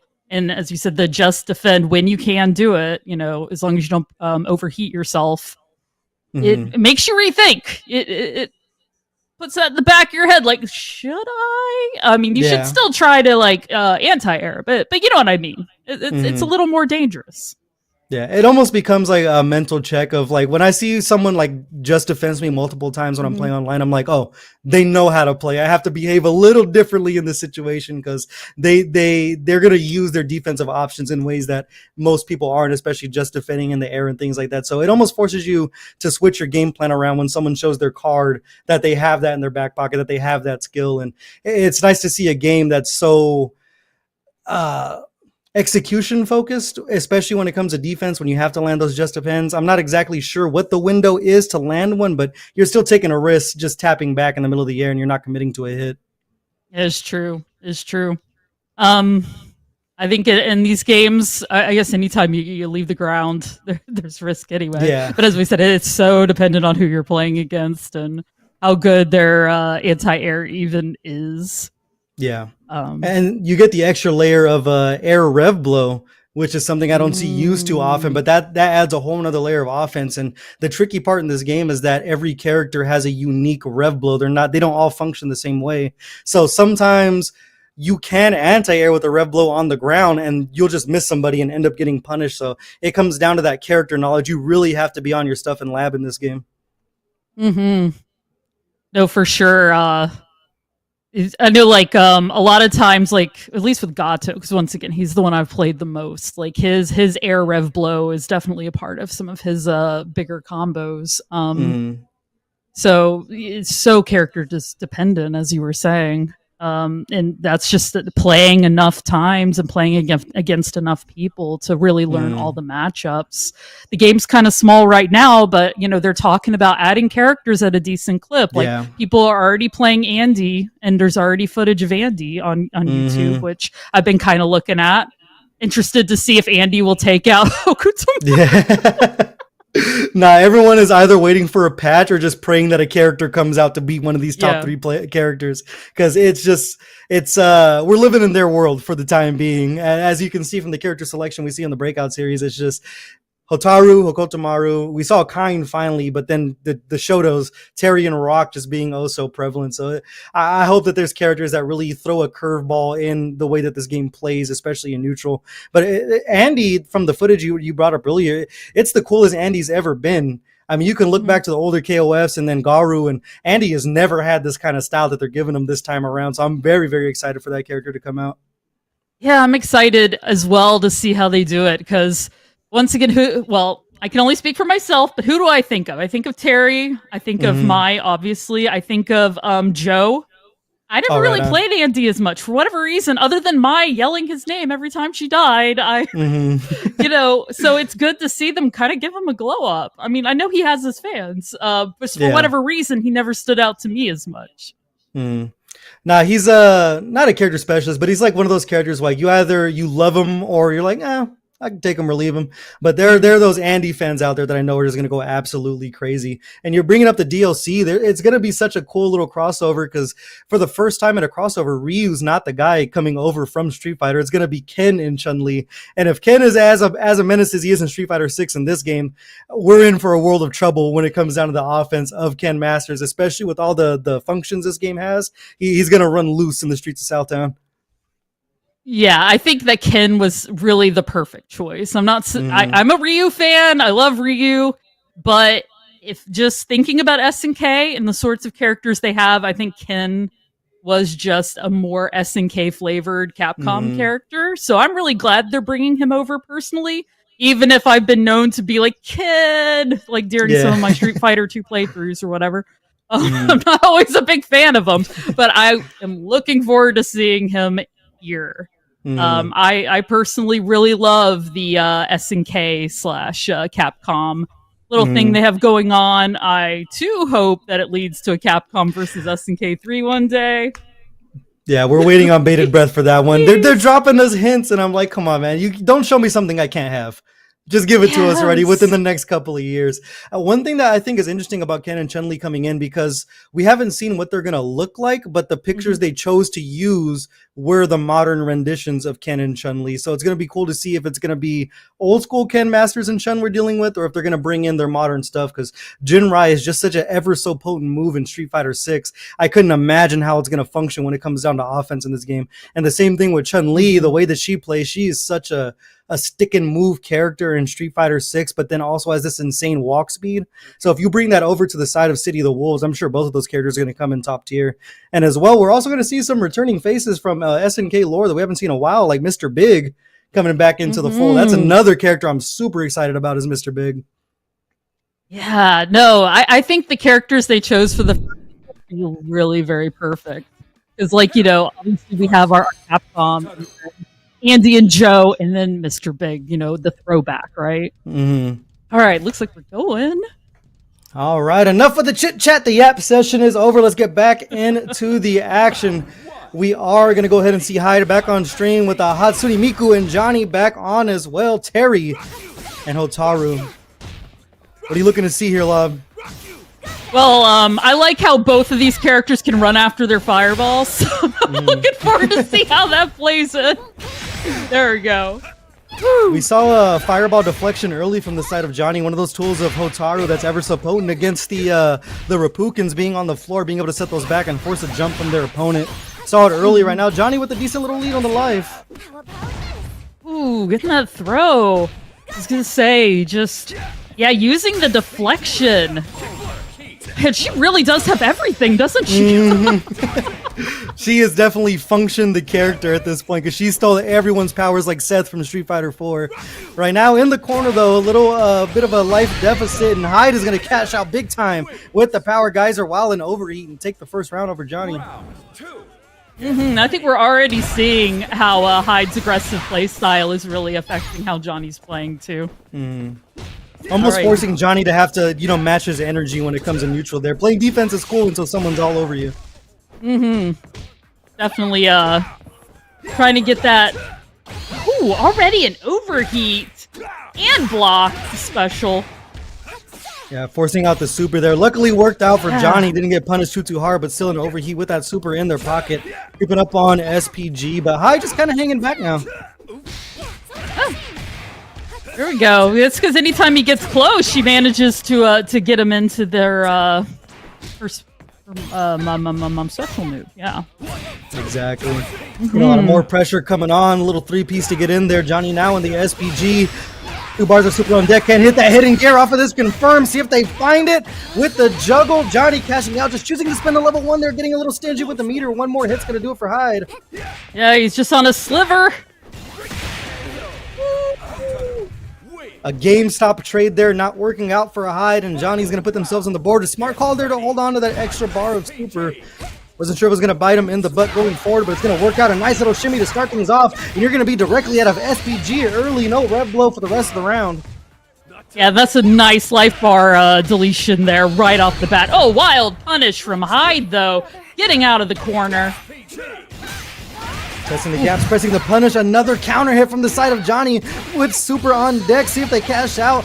Look at the breaks. The juggle all the way back to the corner and cashing out big time. It's business decision time for Hyde. They just defend the first hit, but the 2B finds its home, and Johnny is going to take the first game here in winner's semis. Yeah, no, the more I watch Hotaru, the more I believe that any in is going to be huge. Like, unless they drop it, she just gotta get in. Exactly. And one thing we saw there too, just good corner carry off of those break combos from the side of Johnny. Hotaru once again just showing they're the do-it-all character. Trying to run behind the fireball. You brought that up earlier. It's a very good tactic from the side of the Shoto likes in this game. Yeah. Just force people to have to deal with multiple things at once. There we go. Like, Hotaru forcing Hyde back towards the corner again. Ooh, nice jump there from Johnny. Neutral jump. Gotta be on point. The defense gotta watch the guard break as well, letting the hits come in. More blocking and a whiff DP. Hyde gonna catch out big damage here. Does have the super on deck. Power geyser. One more hit. Business decision time for Johnny in overheat. Can't block too much more, but a standing A is gonna go ahead and find its home. Hyde putting themselves on the board now, up 1 round here in game number 2. Hyde just needed that one hit. There we go. Ooh, nice. Just taking advantage of her running forward after her fireball, honestly. Very smart on Hyde. Yeah, good call out there to go ahead and follow the follow-up. But Johnny cashing out the damage once again. Hyde putting that SPG early, not working out for him too well. Didn't get too many rev blows off besides the one we just saw. We'll try to come with the offense. Johnny trying to pepper in that rev guard to go ahead and get themselves some space. Playing the meter to keep themselves out of overheat. Yeah, no. Johnny doing great mix up there. It's a nice DP there from Hyde, though. Forcing Johnny back towards the quarter, but nope, rev blow. There he goes, chasing down the fireball and air. I believe that's an air D is going to find its home, and Johnny trying to go up 2-0 here in winter semis. Here we go. Just teaching Hyde, you can't start with the immediate fireball without expecting it to come back. So Johnny getting in, getting a bread and butter. Force back to the corner. In with the throw. Haven't seen the command throw come into place yet, but they are getting Hyde to sit still just a little bit. Got themselves a normal throw there, so the offense is definitely putting Hyde on notice here. Although they are charging right back in. That jump C continuing to find its home. Johnny now in overheat. Yeah. Sort of got the back and forth. Ooh, got the counter hit. I was going to say no guard break yet. They keep chipping away at it. One more hit will do it, but just flying through the air is Johnny here, and the fireball is going to find its home, and that's going to be Johnny with a 2-0 over Hyde here in winning semis. Not over for Hyde just yet, but Johnny is going to be moving forward over on the side of top 8 of this bracket so far. I love the way they played there. They kind of adapted. We talked about earlier how Hyde was going to like really push the pace there, and Johnny liked to play methodical, but they were able to go ahead and match the energy there and just push offense right back in the face of Hyde. Yeah, it was like a completely different game than what we saw Johnny play earlier, which, like I said, you need to match the energy, I think, somewhat of the person you're playing against, and that was what helped Johnny win. Yeah, one of the cooler tools we saw too was that fireball reflection. We saw Johnny try to run behind it, ended up running into a rev blow there, but it's one of those tools you can use against the shoulder likes in this game to go ahead and chase him down. Hyde didn't seem like he was too scared to spin the meter, kept on getting Johnny down to that one-hit situation, but Johnny able to clutch out a couple of rounds there, and having that SPG in the middle ended up being kind of the dictating factor there to have that SPG, the extra damage, and that rev blow just threatening in their pocket. And also, like, Johnny, as you were saying, just did not mind being in overheat mode. Just wanted to I don't know, just strong offense. It was a lot of strong offense, just getting in and getting that bread and butter combo and just making it count every single time. Yeah, Johnny just showing they can play in multi-facets of the game. They don't have to play defensively. If they need to, they can go ahead and go right at you, which is what we saw there. And we pointed out before, Hotaru just has the damage of a grappler landing an SPD at this point off of just any single hit. They can confirm off of lights and just get so much off of it. So that is going to be... Excuse me, if I can find the names here.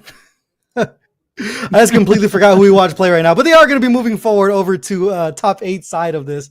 Hyde having to make that loser side run. Next up, we should be seeing Robert and Rhino, so some more Hotaru action. If you're not tired of seeing it yet, you're definitely going to see some more of it right here, and it's almost kind of been different philosophies of how they're going to play the character. We pointed out multiple times how they have every tool in the world, and the players have kind of just represented different play styles with it. So let's see what Robert brings to the table this time around. Oh! It's the Hokutomaru mirror, actually. Wow. Oh. Getting ninjas on the screen no matter which way we go. Another mirror match. See what the colorways are. I always get excited when I see a mirror match because then you get to see what colors they're going to represent and what kind of Easter eggs they're putting in there for the characters they like that are in different games. Oh, there we go. That's the Gohan Piccolo look right there from is it Reno? Rhino. I believe it might be Reno. I don't see an H in there. I'm not the smartest guy in the world, but I think it might be Reno. All right, Robert with that the black and red. There we go. They're gonna take over the screen. There we go with the shuriken. It's Try gonna to be one get of those tougher match to call with how much both of these characters can move. Well, the same character, both these players choosing to use their movement options very early. Robert right now putting on the pressure in SPG. Both players decided to put it on the point. Ooh, good wake up rev blow there from Robert. Sorry, they're both the same character. It's gonna be hard.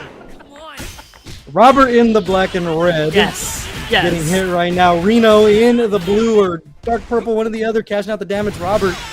Both characters are one hit away, getting the teleport there, and they're able to juggle off of it into the super. What a conversion there from the side of Robert, busting out the tricks to take the first round. Round 2. Yes. And, actually, no, their bars are actually pretty much the same, so that it didn't really put Robert behind to use it to cash out that round. Let's see, nice defense there. Defended through the rev blow, but right into the combo. Ooh, Reno's taking it back. Yeah, that's one thing about this character. It just seems like they can steal their turn whenever they want to. You see it from both sides right now. Once again, using the movement to try to get a cross-up, but a big punish from the side of Robert. Was sitting on super, choosing the rev blow route. Yeah, right. This is the tale of going across the screen back and forth over and over again. There we go. Reno really pushing the damage right now, but said Robert got the jab. Yeah, another challenge to steal their turn, trying to use the super to steal their turn right back, but Robert's going to find the punish off of blocking it. Going up 1-0 over Reno right now. As you were saying, it's just going corner to corner like we're watching tennis right now. Just one side of the court to the other, back and forth. Get ready. Yes, with the occasional teleport in, because they're ninjas. Exactly. There we go. Reno really like punishing that teleport of Robert's. Yeah, good timing with the universal anti-air there and able to capitalize off of it, taking Robert out of SPG. Now Reno still sitting pretty with theirs on deck, just continuing to pour on just these little chunks of damage, getting these 3 pieces in, forcing Robert to stick out this rev guard, and they're revving up pretty high, not even going to see overheat because Reno was just non-stop action the whole way through. Round 2. Yeah, no, I'm not even sure how. I'm sure there's a way he could have gotten out of that, but that was a rough situation there in the corner with just like the constant mix-up. Forcing him to stay in defense. But we're on to the next round. There we go. Shoryuken into the corner, getting the throw. Is it a throw loop? Not quite. Yeah, the rev blow to bust out there. Both players a little low on SPG. Robert taking the first swing with the rev blow, taking Reno right out, but puts himself in the corner in the process. Let's see how Reno chooses to open up, finding a nice little crouch B right there to open him up. Super cash out. Yeah, that's definitely the get away from me button right there. Reno did not let that happen this time, though. And whoosh. 28 hit right into the corner. Big time damage as well. Just opening Robert over and over, just pestering with the normals, revving up their gauge so much. And Reno in overheat, not going to matter. A far D just fighting its home and putting themselves on the board now, 1 game apiece. And just like any good old style fighting game, chip damage. So it's really dangerous to be caught in those situations. Nice just defend from Robert. There we go. Got that counter hit from Reno. Robert tried to jump in, didn't work, but used the rev blow to get him back. Yeah, both characters continuously finding their lows on offense. They're just sticking out that 2B continuously to get the party started. Getting themselves a jump and a throw right after. There's the universal overhead. Checking the low there, and they're going to be going coast to coast once again. Yeah, that's the danger of trying to go low all the time, is there's definitely a mechanic for that. Yeah, with the slowdown as well, just makes it so easy to convert off it right there. Reno just making the most of it. Robert trying to answer back, but getting caught while they're coming in. Business decision time. One more hit, looking for the teleport. Yeah. Robert is responding, though, getting as much damage as they possibly can off of this combo here. With the throw, Robert takes that match. Yeah, able just to optimize their super there. We went coast to coast 2 different times, but Robert just had the meter to go ahead and pull out a little more damage. Yeah, didn't want to give Reno a chance to take control again. Ooh, tried to rev out, but Robert did not let them. Definitely called that out. Big time counter hit from Robert, just pouring on the damage. Watch the life gauge. Smooth little 50% for your troubles. Reno is going to be in a guess for game situation. They're going to guess wrong. Get caught. Time for one more hit. Robert goes low and it finds its home. We'll be taking a 2-1 over Reno here in winter semis. Whew. Wow, that was like I said, this character. We see him so much because he's so good. He just gets in so fast, especially with his movability. Mm-hmm. Yeah, and the corner carry as well, we saw on full display this match. Both players were just going from corner to corner, back and forth, and just really getting their offense started. Didn't even really need to convert too much, just pestering with the normals over and over just to rev up the heat gauge, or excuse me, the rev gauge of the other player to kind of just break down that defense and force them to make a big swing. Mm-hmm. And then when they're expecting the big swing, so just seeing how they respond to each other. Exactly. And I see that and I wonder, like, all right, so is that how you deal with this character? Just harkening back to what we said earlier. Yeah, I just got to force the guesses, I guess, because they have every tool in the book, and they were showed on full display there. But it is going to be Robert punching their ticket over into winners finals. They have a date with Johnny coming up over on that side. Rounding up our loser side, round one, it is going to be Terrence and Sadie Scott and Alex Smith and Armis Sale over on the loser side as we get things moving forward here in top 8. But overall, it's been a very, very fast-paced action. Even when players did try to slow down the offense a little bit, it's just offense usually develops before defense when a fighting game first comes out, and we're seeing it on full display here tonight. Mm-hmm. Yeah, and as I said, this game with the feints and the breaks and like all that can have just such, wicked combos, so that even when it does slow down, it just takes that spark of interaction, and then the health bars can be melted away. It's really coming up next on stream. We are going to have Terrence and Sadie Scott and TBD on the character down there. So let's see if we see a little bit of character variety here. We've seen a lot of Hokotomaru and Hotaru and Terry have pretty much kind of been what we've seen on stream this entire time. And we had one Kine, on screen. So let's see if we get some variety here. Terrence and Sadie Scott on loser side. One of the things I love about these online brackets is there's names you're unfamiliar with, and when you see that TBD at the bottom, especially at the breakout series, you got to be ready for anything at this point. So as far as we know, we could see a little Tizak, you know what I mean, just throwing things out there, a little Salvatore, but any character you're hoping to see represented so you can get a little data on them. Well, I'll always want to see more Gato since he's the one that I look. Oh, Billy! Oh, wow! There we go. This is our first Billy of the night, isn't it? Or did we see one earlier? Nah, first Billy. We talked about him a little bit earlier, but it's going to be the first Billy we see on stream. Last week we saw EP Girl Wakey World show us some nasty resets off of Super. So we'll see if this Billy player, I believe that is going to be Sadie Scott.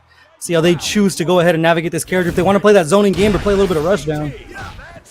Yeah, well, you do not want her to get anywhere near you, so probably the zoning game is a good idea, but we'll see, because already we're seeing Otaru just be a menace. Yeah, not giving Billy a chance to work here, finding that command grab. That's the tough part about playing Billy Kane is they don't have a reversal if you're not going to pop out that level 1 or make a hard defensive guess with any of the options that the game gives you in itself with its own functions. And right now, just taking full advantage of it, finding the fireball to close things out, getting themselves on the board first with the round. There's going to be Terrence, the nice little offensive showing.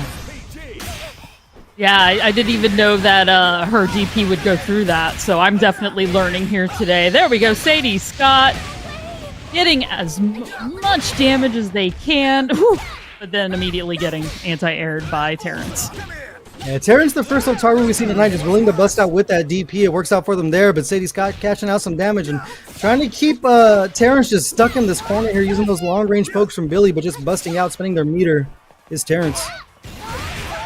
Oh, just a little bump. I feel like she could just get in. It helps that she's a character with a run. She doesn't have to dash at you. She just gets the knockdown and just charges right at you. Yes. And we're going to cash out. Get the KO. Yeah, Terrence is just absolute showstopper right now. Even though they were a little close to, being KO'd right there, just didn't take their foot off the gas as soon as they got a single hit, went coast to coast and never let their paws off the momentum. Terrence going to be moving up a 1-0 over Sadie Scott. Let's see how Sadie chooses to navigate here. It might be a game of kill or be killed. You might not be able to poke and just stay away from a character like Hotaru. Oh, they're just proving how difficult it could be because of her speed.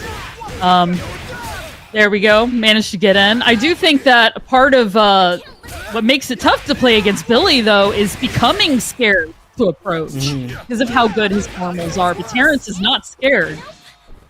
Yeah, we see Billy Kane sometimes just preemptively throw out their anti-airs to try to discover that option because it's such a fast move when you do throw out Billy's anti-airs that you don't really have to worry about it. We just saw it there. That upward poke is so potent in keeping your character on the ground right now. Sadie's got with a comfortable lead, just throwing out the long-range moves and making Terrence come to them. That was a nice response there, waiting for her to get in and then busting out the ignition. Yeah, that super is so good too because it does anti-air in certain angles. It's a great way to just cover all of your defensive options there. Sadie Scott landing the first hit. Terrence halfway out of their SPG, but continuing to put that pressure on. Ooh, hyper defense. There we go, Terrence. Didn't wind up doing well. There we go. Managed to get in now, but gotta love to see it. Coming in with that cross up. Full meter on deck if they want to cash out, but Sadie Scott still playing the cat and mouse game here. Making sure they feel the heat still in SPG. Gotta watch out for that rev blow. Is this an anti-air super? It does catch him on the landing. Big time damage for Terrence. Oh, that was... So rarely do I see just raw supers, but that's the risk of doing the neutral jump. There we go. Sadie Scott still managed to get that comeback, but still shocked at the raw super. Sometimes you just gotta let it rip. I mean, when you have a nice little one-game lead, you're gonna take a little bit more chances right there. Terrence taking the chance. They ended up finding its home, but long-term didn't work out. Sadie Scott putting themselves on the board. I like the way they kind of changed their play style there. They got the lead and immediately just hightailed it out there. Said, I'm just gonna go ahead and play keep away from now on. That's the fun part, is watching how they change their gameplay based on each other. Oh, what a cat and mouse right now. But Terrence getting the first hit, cashing out big time here. Sadie Scott's gonna be going into SPG and one more hit. Ooh, rev blow right on out. Got the crumble. And definitely going to take advantage of that all the way up into the corner. Yeah, the tough part about this interaction, there was no super on deck for Sadie Scott, so they had to eat a lot of that coming in. Terrence able to take advantage of it. Get ready. Yeah, but it's do or die time now. There we go, Terrence. First big combo. And already putting Sadie so potent. Is that one of those air rev blows we haven't seen very much of? Nice. Yeah, breaking out all the options here to try to move forward on loser's side. A wake-up super finds its home. Big time wall punish for Sadie Scott. But Terrence still has their rev blow in line. Excuse me, they're in overheat. No, if Sadie Scott can keep Terrence away, the overheat might just work out. But not unless that happens. Big time anti-air super there finds its home, and Terrence busting out all the tricks, and they're going to take a 2-1 over Sadie Scott. Brother, can you see? Oh yeah, that was quite the round there. We've talked about it before. Hotaru can be a menace, and that was like Terrence was just showcasing that all over the place. Not a single ounce of fear from Billy's range. Yeah, exactly. Just when they were getting, they were able to stay in, and it forced hard reads from Billy. Their super luckily landed a couple of times for the side of Sadie Scott, but it was just a tale of Hotaru being the absolute menace. And you gotta love to see it. I mean, I've been pestered enough by Billy that maybe I love to see it a little too much, but I try to be neutral on characters, you know? I definitely feel that. No one likes playing the zoner unless you are the zoner. So Terrence doing us a favor and knocking out the Billy Kane early. But one thing we saw that we did see a hyper defense from the side of Terrence, and it's cool to see that defensive option come out. They weren't able to get too much off of it, but knowing that it is starting to be in the player's mind to bring that out at any point is a good sign for this game going forward. Oh yeah, no, I definitely agree. I was so excited to see it. I was like, it was there, and then like the battle kept going. Right on. It's a fun part of commentating. God, it's going so fast. Now, especially in this game, it just seems like matches just go by so fast. Only that 60-second timer, but most of the time these players do not even need it because of the characters that we see, Hotaru, Kotomaru, and Kain are just able to just push it out so crazy. But I believe before we continue on with our losers top 8, we are going to be taking a short breather. Go ahead and hydrate yourselves over at home, and we will see you in just a bit back with some more City of the Wolves action.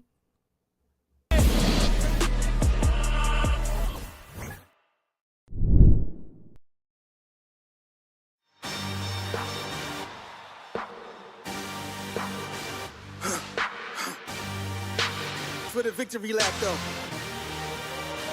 Whoa. They ain't never seen nothing like this before. Lit the room when I came through the front door. Ask me if I stress overcome, what for? Train in the trees, please pardon my sycamore. Touch burning sands, cross lands, and stormy shore seasons in the year, yeah. Ain't no channel for champions and chain no fear. Yup, the champ is here, switch gears. We keeping haters in the rear. At the blood, sweat, and tears, and my goal so near. I see my victory so clear. I see my victory so clear. And today, we break through. And today, we break through. And today, we break through. And today, we break through. And today, we break through. And today, we break through. And today, we break through. I know it's lonely at the top, but that's not by speculation. But the position that I got, I climb too high to fall, work too hard to drop. Stop clocks on the speed bag. Every out under pressure, no jet lag. This is greater than trophies and saluted flags. Titles of pain, the cost is paid. Yeah, I carried the cross I made. Dealt with the dealer. Baby, the hand was played. New level, next stage. Learn to lead it to legend. Now tell me what's my next stage, yeah. I said the champ is here, switch gears. We keeping haters in the rear. At the blood, sweat, and tears, and my goal so near. I see my victory so clear. And today, we break through. And today, we break through. And today, we break through. And today, we break through. And today, we break through. And today, we break through. And today, we break through.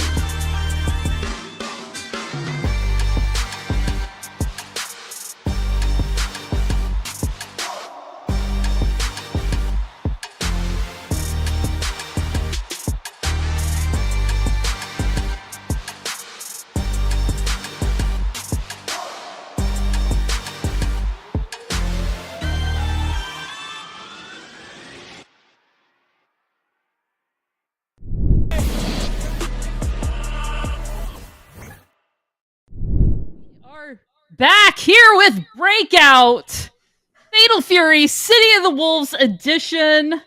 We're having a great time here watching a really fun tournament. I'm Lobrilla. I'm joined with Non-Factor.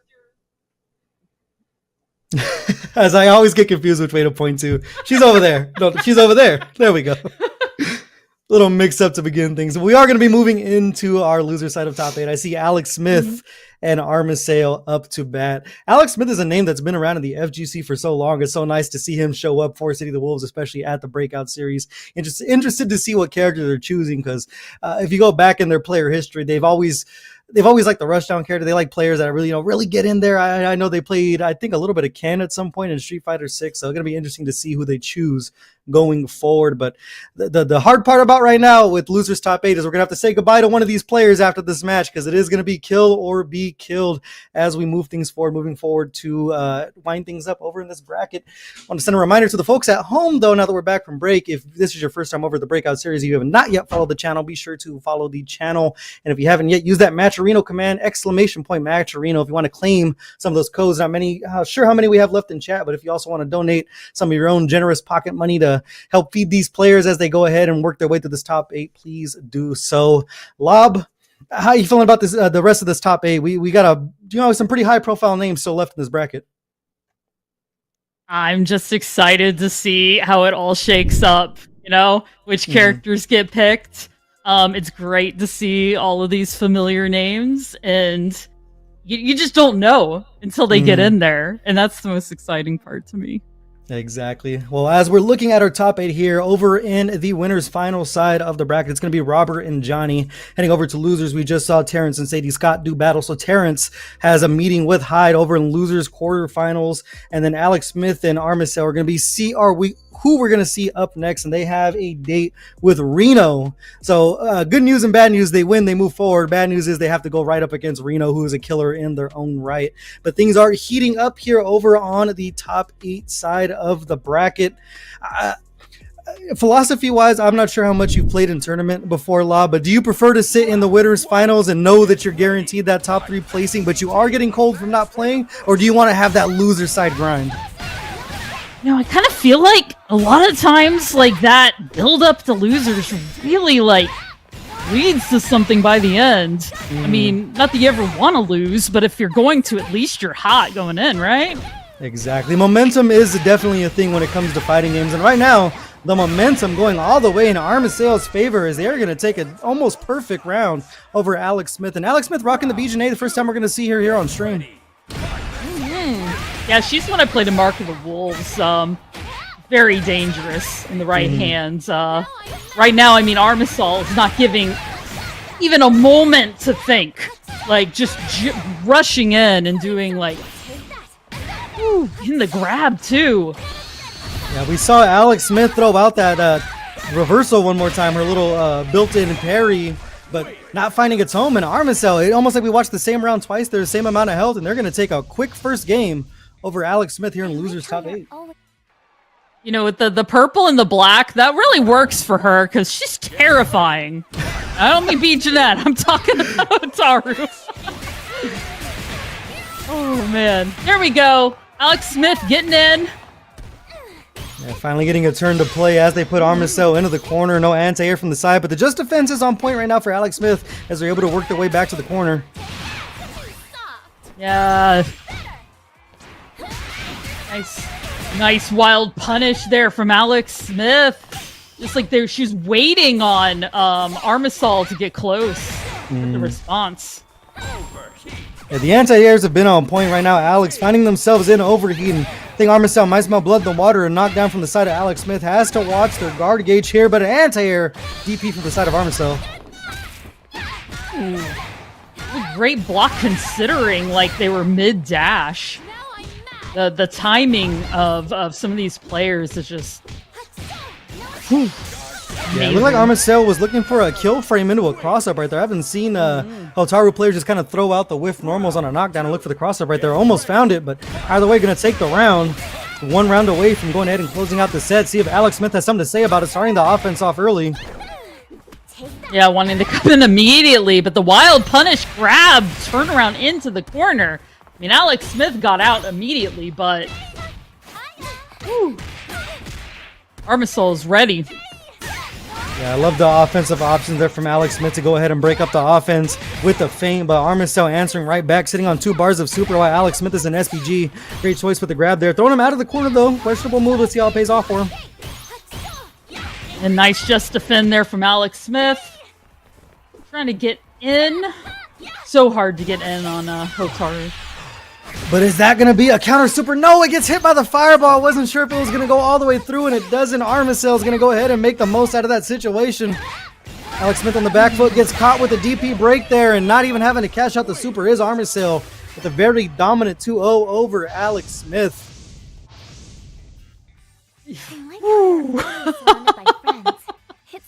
Armicell, that is some aggressive play right there. You gotta love to see it.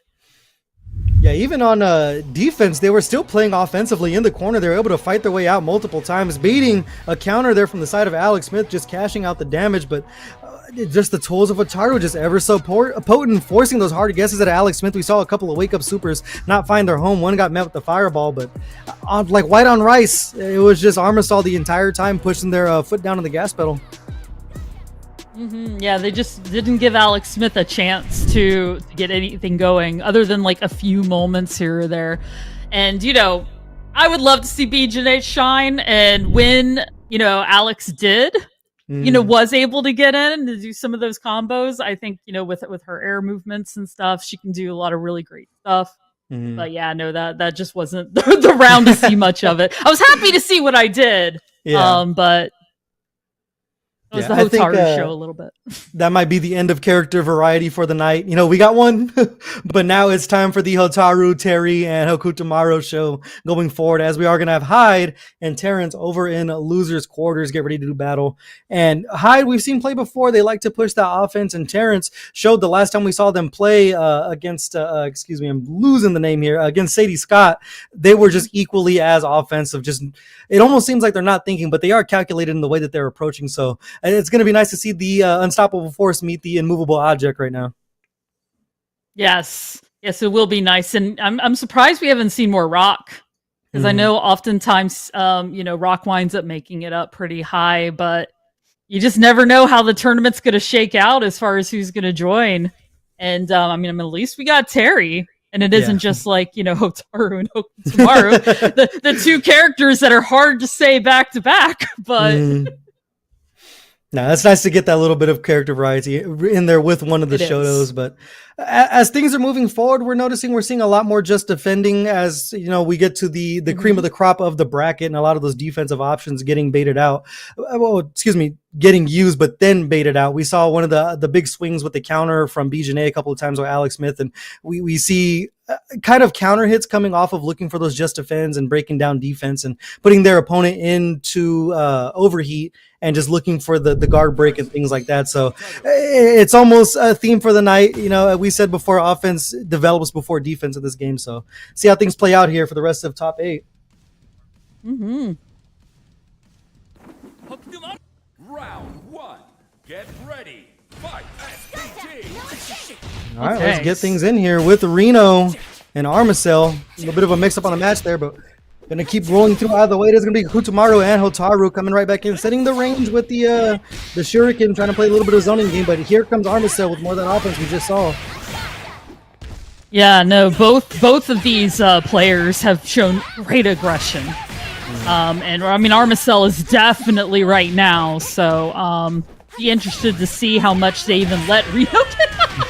But the failed teleport, Armacell was ready. Just turn around and keep attacking. Yeah, the tough part is too, even off of a knockdown with Hotaru able to follow that slow fireball and just find more offense. We saw Reno just get caught with one of those, so even when they're far away from you, they're going to be able to keep things just so potent even from full screen. There we go. You can see some little bit of a combo there from Reno. At least got a little bit of a combo starter. Ooh. Tried to float in on Armacell, but definitely got caught up. Another big cross-up from the side of Armacell. Does have level 2 on deck. The hidden gear should be ready to blow. Spending it all. Will it find its home? They're going to cash out, and forgive me, but will this kill? This is so much damage. And it does. It's also amazing. That ending was amazing, but so was the $50 donation from North Stars. Thank you so much for increasing that prize pool and making it just that much better for our winners. Yeah, Armacell saw that donation, was like, I'm cashing out the hidden gear. The extra money on the line, I'm going all in right now. The pot now sitting at $62.50. Reminder to use that Matrino code down below. There are still codes left to claim. Let's get that prize pool up higher, because right now these players are putting on a show right now. Armacell trying to bust out with the red blow, but Reno on defense looking solid. Yep. Hard to get between. You cannot keep Hotaru in the corner, says Armacell, for sure. There we go. Nice hop back from Reno. Trying to get in, but Armacell is just not letting anything go. Reno's in overheat. Yeah, they're just staggering their buttons in neutral so much just to build up that heat gauge, and now attacking the guard. Reno trying to answer back while they're in a bad spot, still has the super on deck looking for it, but the jumps continue to pester away at Reno, and Armacell's gonna find themselves around off of that jumping, I believe that was a jumping D to go ahead and get in. Now just one round away from closing things out.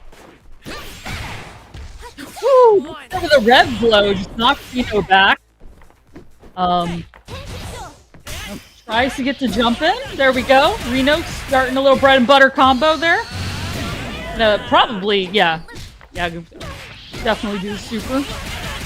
Such a tricky cross-up attempt there. Finds its home for Reno. They're cashed out more damage. It's a 3 conversion game right there. Just 3 hits is all they needed to go ahead and end the party, and it's now 1 round apiece. Reno trying to save their tournament life here. Yeah, Reno was on point with those cross-ups for sure. There we go. Definitely punished Armicel's jump in, using the Rev Guard to, I guess, to maximize as much damage as they can while they had control. Armicel's not going to let it happen very much. Answering right back with the same amount of cross-ups as Reno's throwing out, taking him out of a SPG. 2 bars of super on deck, but interrupting with the 2A there is Reno. Back out full screen we go. Ooh, what a nice wild punish there from Armicel. And we're going to rush to the corner and up. Jump down. Get a low. And that's it. Yeah, Low kick. All it took was that 2B there to go ahead and find the kill combo. Because stop us if you heard it before, chat. But Hotaru just cashing out that damage once again. And it's going to be Armicel taking it 2-0 over Reno. Is she good? How much time you got? So we can explain how good she is. Full display here on the replay desk, just able to convert, and the corner carry just on point. We saw there the cash out with the hidden gear. As soon as that donation came in, they smelled blood in the water and didn't take their foot off the gas. Reno did have some moments though where he was able to get the double jump right there and go for the cross up. We've seen him land that a couple of times, but the tricks only took him so far as Armicel was just able to push the envelope once again, as we've seen them do in top 8 so far. It was just a fantastic display of skill.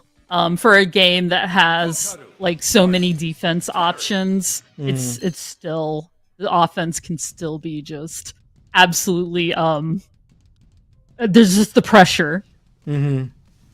Yeah, forcing those defensive options, you really have to manage your rev gauge right there. But we're going to run the gauntlet here, just getting right into our next match. It is going to be Hyde on the Terry and Terrence with some more Hotaru action. Atsuni Miku in the blued out Hotaru. Let's see how things go. Both players putting the SPG on point there. Looking for the rev blow early is Terrence. Yeah. Nice little back and forth here. Terrence trying to there we go. Got that counter hit. All they needed to start their combo. Yeah, big time whiff punish. They continue to chase down as Hyde rolls his way out of the corner. Finding some damage of his own. Got to watch out for that rev blow. But jumping back with the air D. They're going to cash out more crack shoots as kill frames. Great tech there from the side of Terrence. Oh, there we go. Terrence definitely making sure that Hyde knows not to jump in.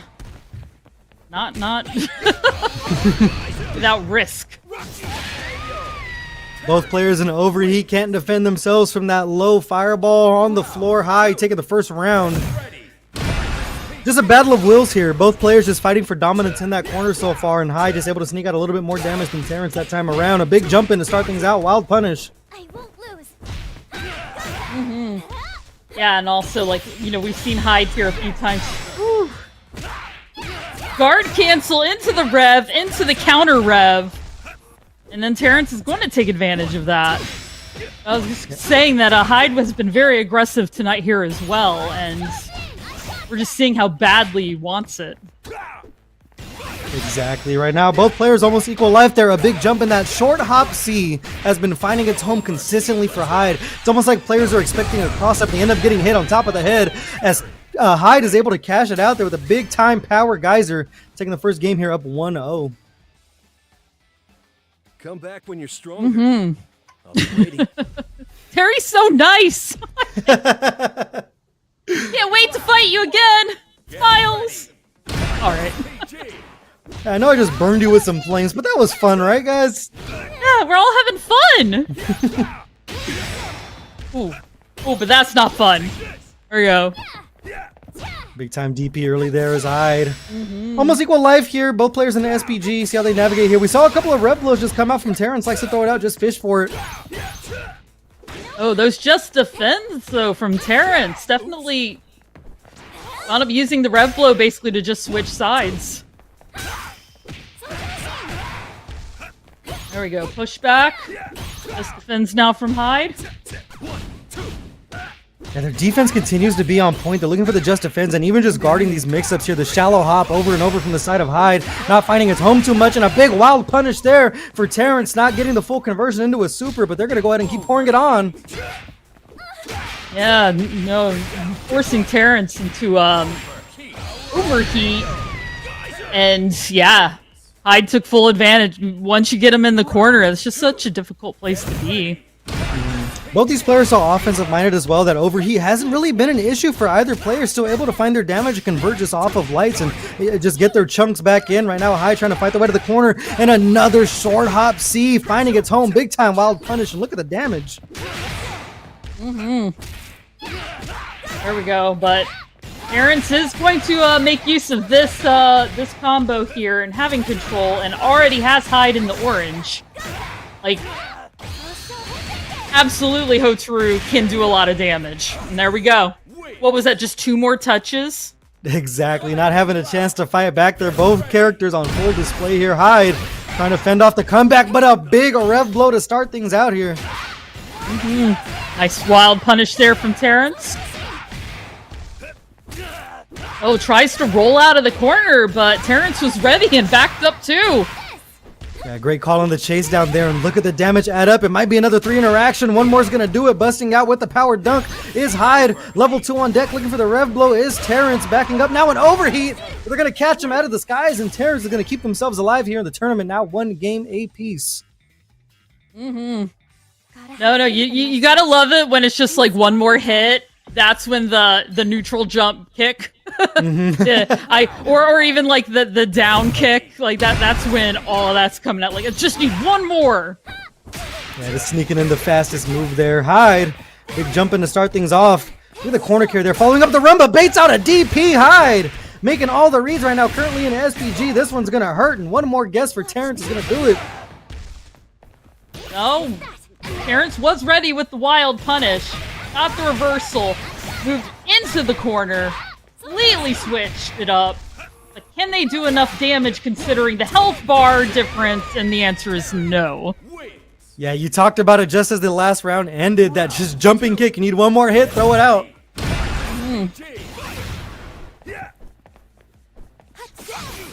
Like how they're both SPG immediately as well. Just trying to get it all out of there right at the beginning.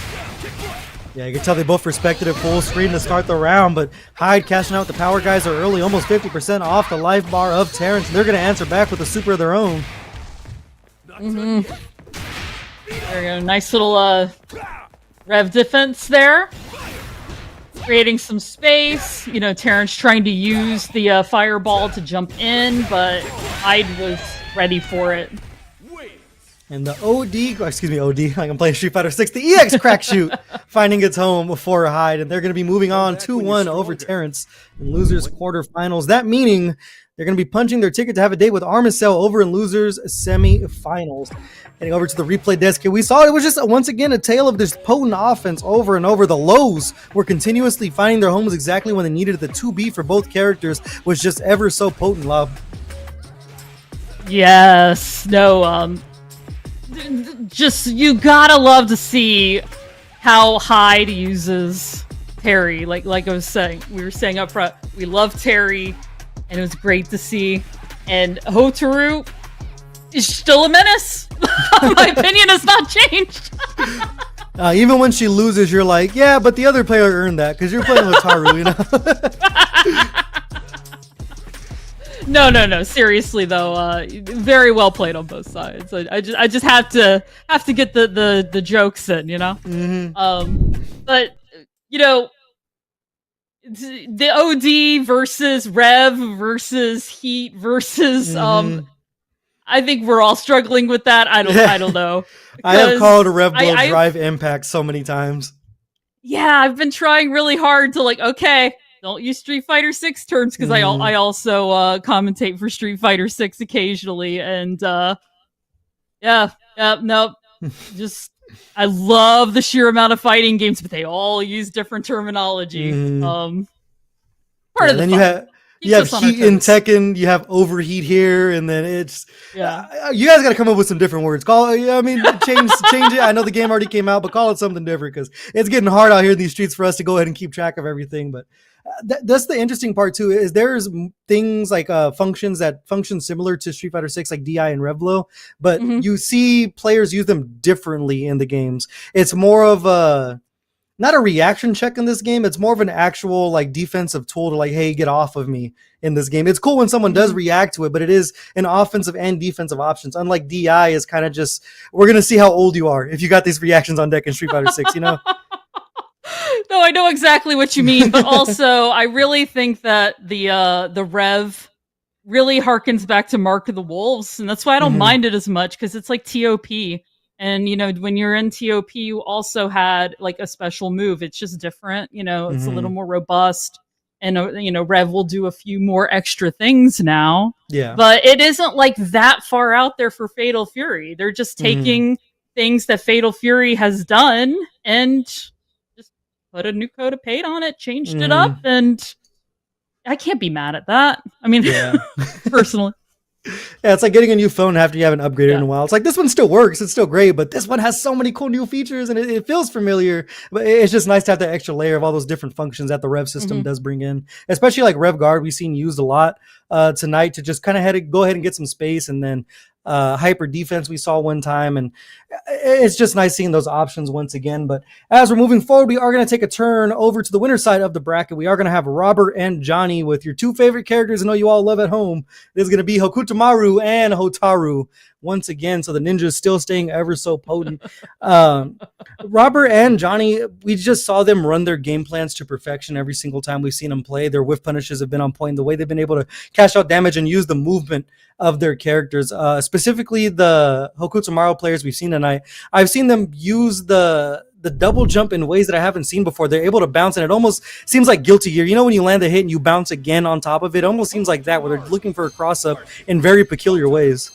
Yeah, sad we haven't seen them yet tonight. It's refreshing to see these characters on screen, just a couple of bottom tiers. Yeah, how strange. No, as you said, we've seen both of these players play very well, and it will be fun to see how they play against each other. Oh, I love it when we get further in the thing and you just start re-seeing people. See how they're playing now. There we go. Nice DP there from Johnny. Busting out with the DP early, trying to set the tone, using the fireball to get back in, just following up on top of it. A big miss, a red blow from the side of Robert, not following all the way through the conversion is Johnny. But here's that movement again. Both players are just soaring through the air like we're playing an anime game here. True.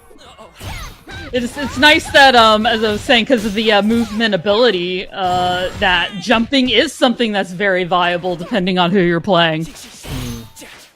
There we go. Some just defend on those Shoryukens. Robert in overheat here. See if the guard slowly gets broken down. Johnny on the attack here, but just so hard to catch Hokutomaru out of the air because they just have those options. A big rev blow, though, to break up the monotony. Yeah, definitely use that as a get away from me, Robert button right there, but it didn't fully work because Robert did manage to take that round. Yeah, just Johnny having a hard time of getting Robert in their hands there. The movement just on full display here. The double jumps coming true. No cross-up attempts either. Just kind of zoning and playing keep away is Robert. Yeah, there's a lot of patience here, honestly. This isn't the sort of Hotaru game plan we've seen the last couple. There we go, teleport in, but did not work. Johnny was waiting for it. He's now going to cash out and big damage. Yeah, taking away that SPG, and wow, look at that damage from Johnny. Looking for the deep cross-up, doesn't find its home, putting themselves in the corner. See if Robert can make anything happen with it, trying to take their turn back, but it's not going to work out. Does Johnny have the kill combo here with the super cashing out? Survey says, you're dead. And that's it. It's that simple. It's that simple sometimes. Hotaru just needs one little conversion just like that, and her super, I swear, does not scale off of her lights and just cashing out big time damage. Great just defend off of these fireballs here from the side of Johnny. I love the way they're playing defense. Yeah, it was a nice zoning there from Johnny, or excuse me, from Robert, but Johnny's just defend, you know, There wasn't even really any chip damage there. Where he tries to teleport, still not getting in past Johnny's defenses. Landing on a fireball there, though. It's one thing I like to see from Johnny, just throwing that fireball a little bit more, trying to get Robert into the air and catch him with the DP. So far, Robert having free reign to move around. Little B&B there from the side of Johnny. Oh, well, there's a great nice air just defend, but there we go. Johnny got the counter hit. Woo, and that is all the way to the corner.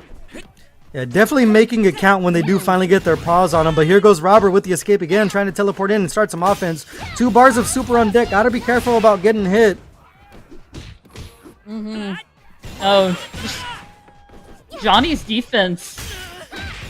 There we go. Got that counter hit. It was like, I'm gonna neutral jump kick. The other side's like, that's great. I'm gonna do it too. And just the health was on Johnny's side.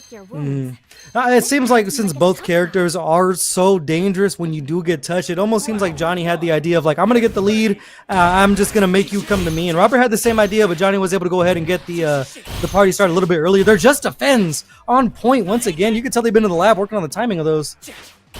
No, that's just racking up. There we go, getting the wild punish with their own projectile. But Robert's like, I'm going to use the Rev Blow, and I am not letting you take this one, Johnny. I got to watch out for the second hit of it. They landed 2 Rev Blows in one combo. First time I've seen that so far, but their gauge is getting a little high. See if Johnny takes advantage of it. They are trying to rush him down now. Robert taking to the skies to avoid it. There you go, got a hit, didn't convert. Now Johnny is an SPG, but Robert's getting a full combo. Ooh, but couldn't do anything, well, until the overhead. Yeah, it was a reset. We just weren't privy to it. I guess the overhead right there is Robert. And coming alive a little bit, once again, we've seen that theme where they just want to get the lead and just kind of, play keep out. Both players kind of have the same idea of how they want to run their game plan, and Robert just getting the better of him that round. Ooh. Oh, that was a nice jab right upon wake up. And the back and forth starts again. Teleport. Johnny's really good at defending against those teleports. Yeah, just strangely, such a very defensive game based on what we've seen so far in this tournament. The offense not really the theme here, just trying to play the zoning game. A great anti-air, wild punish there from the side of Robert. They're going to cash out here, and I'm pretty sure they're just going to play some more keep away in the corner. Gets a throw. Johnny's going to have to act fast. He wants a chance to win this round. Yeah. See, they are in SPG, but the life bar is definitely on Robert's side right here. There we go. Get those low kicks. Yeah, a little light that's all you need to get in. Light confirmed there to close things out. Remember, it is winners final, so it is a 1-3 now. Both players at 1 game apiece, and seems like they're comfortable with dragging out the timer here. They're going to get their lead. They're going to play keep away right now. Robert, game plan just working out completely 100% true, just throwing the shuriken, just making sure they get their spacing, and Johnny having to run in and take some big swings. It's kind of interesting to see how both players just kind of decided they're both going to do the exact same thing, right? Exactly. I think that Hoku Tamaru can, take over entire screens if you're not careful, and Hotaru, we've decided she has everything, so it's just a matter of which tool are they going to bust out in order to counter it.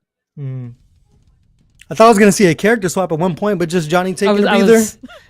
Trying to compose themselves. I was like, are you going to bust out the Salvatore? I was about to leave my seat right now, but going right back to the Hotaru is Johnny as we get things ready for game number 3.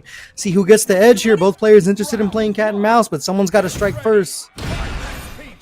Now let's see who... Oh, they changed. Now the SPG is at the front of Johnny's meter. Interesting.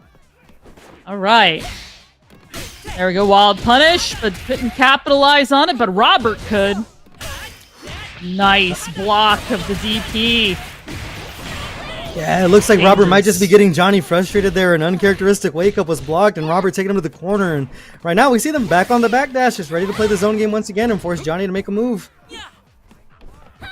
Yeah, no.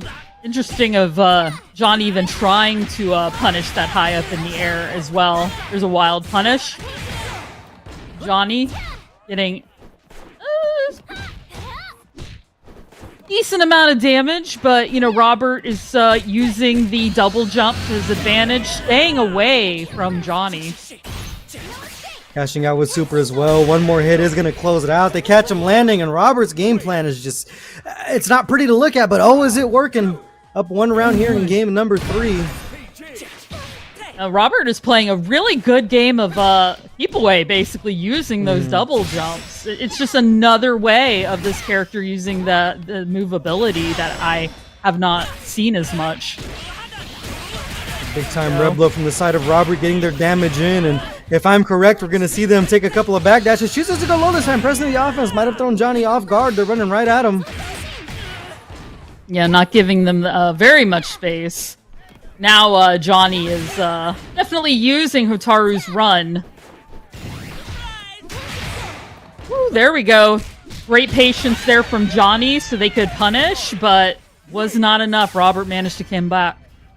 Yeah, the tricky part there is like getting them in the corner is one thing, but keeping them in the corner is another with the escape options that Kutamaru does have. And hey, just a tail of the tape. Once again, the same thing we saw, just Robert getting that lead, cashing his damage, and just forcing Johnny to have to make a move. The SPG in there early, I was going to say I wanted to see Johnny throw a couple of red blows and just, at this point, fully send it. They tried there, but no one was home.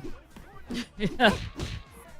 No, it would be interesting to see, but now here's the patience. The patience is back, where they're just kind of cat and mousing, running around, trying to get a move in. And of course, Johnny's showing off how good they are at just defend. Nobody is life here. Nice throw from Robert.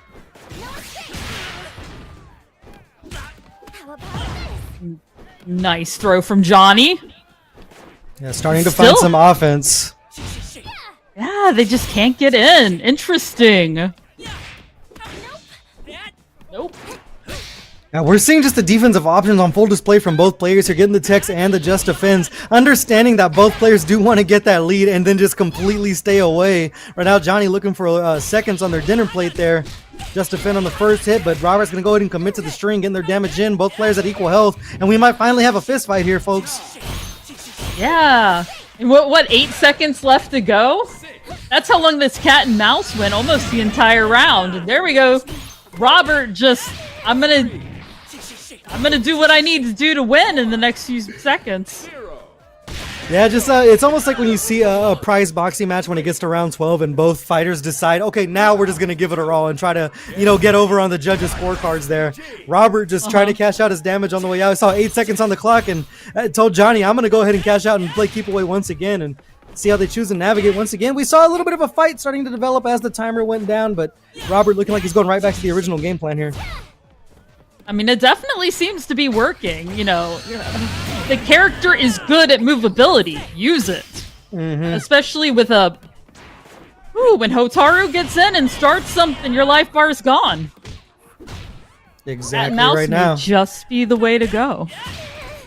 And Johnny's still just struggling to get in. They've been sitting on the super gauge for so long, but just able to find a home, using the fireball there and chasing right after. But Robert has just been landing these small pokes over and over. The 2B finds its home once again, cashing out with the super, and Robert has cashed their ticket over into grand finals, taking a 3-1 over Johnny. Ooh, that was so interesting to watch. I really and truly feel like their whole thing was just frustrating. The other person into making mistakes, and in this case it worked. Yeah, the tough part is Johnny just working so hard to get in, but it seems like every time they did, Robert just got a small check, turned it into big damage, and then the cycle, the tower defense game started all over again. Yes. Oh man, no. This one of my favorite parts of these tournaments is just, as it goes back to the whole thing of how they respond to each other, but that's when you wind up really seeing like all these strategies, like that cat and mouse. Like that was just a fun strategy to watch, even if it just really hit the time bar hard. Yeah, well, we asked earlier how you're going to beat Hotaru, and we might just see it right there with Hokotomaru. Just play cat and mouse the entire time, and it worked out long term, and that's what's going to be moving Robert over into grand finals.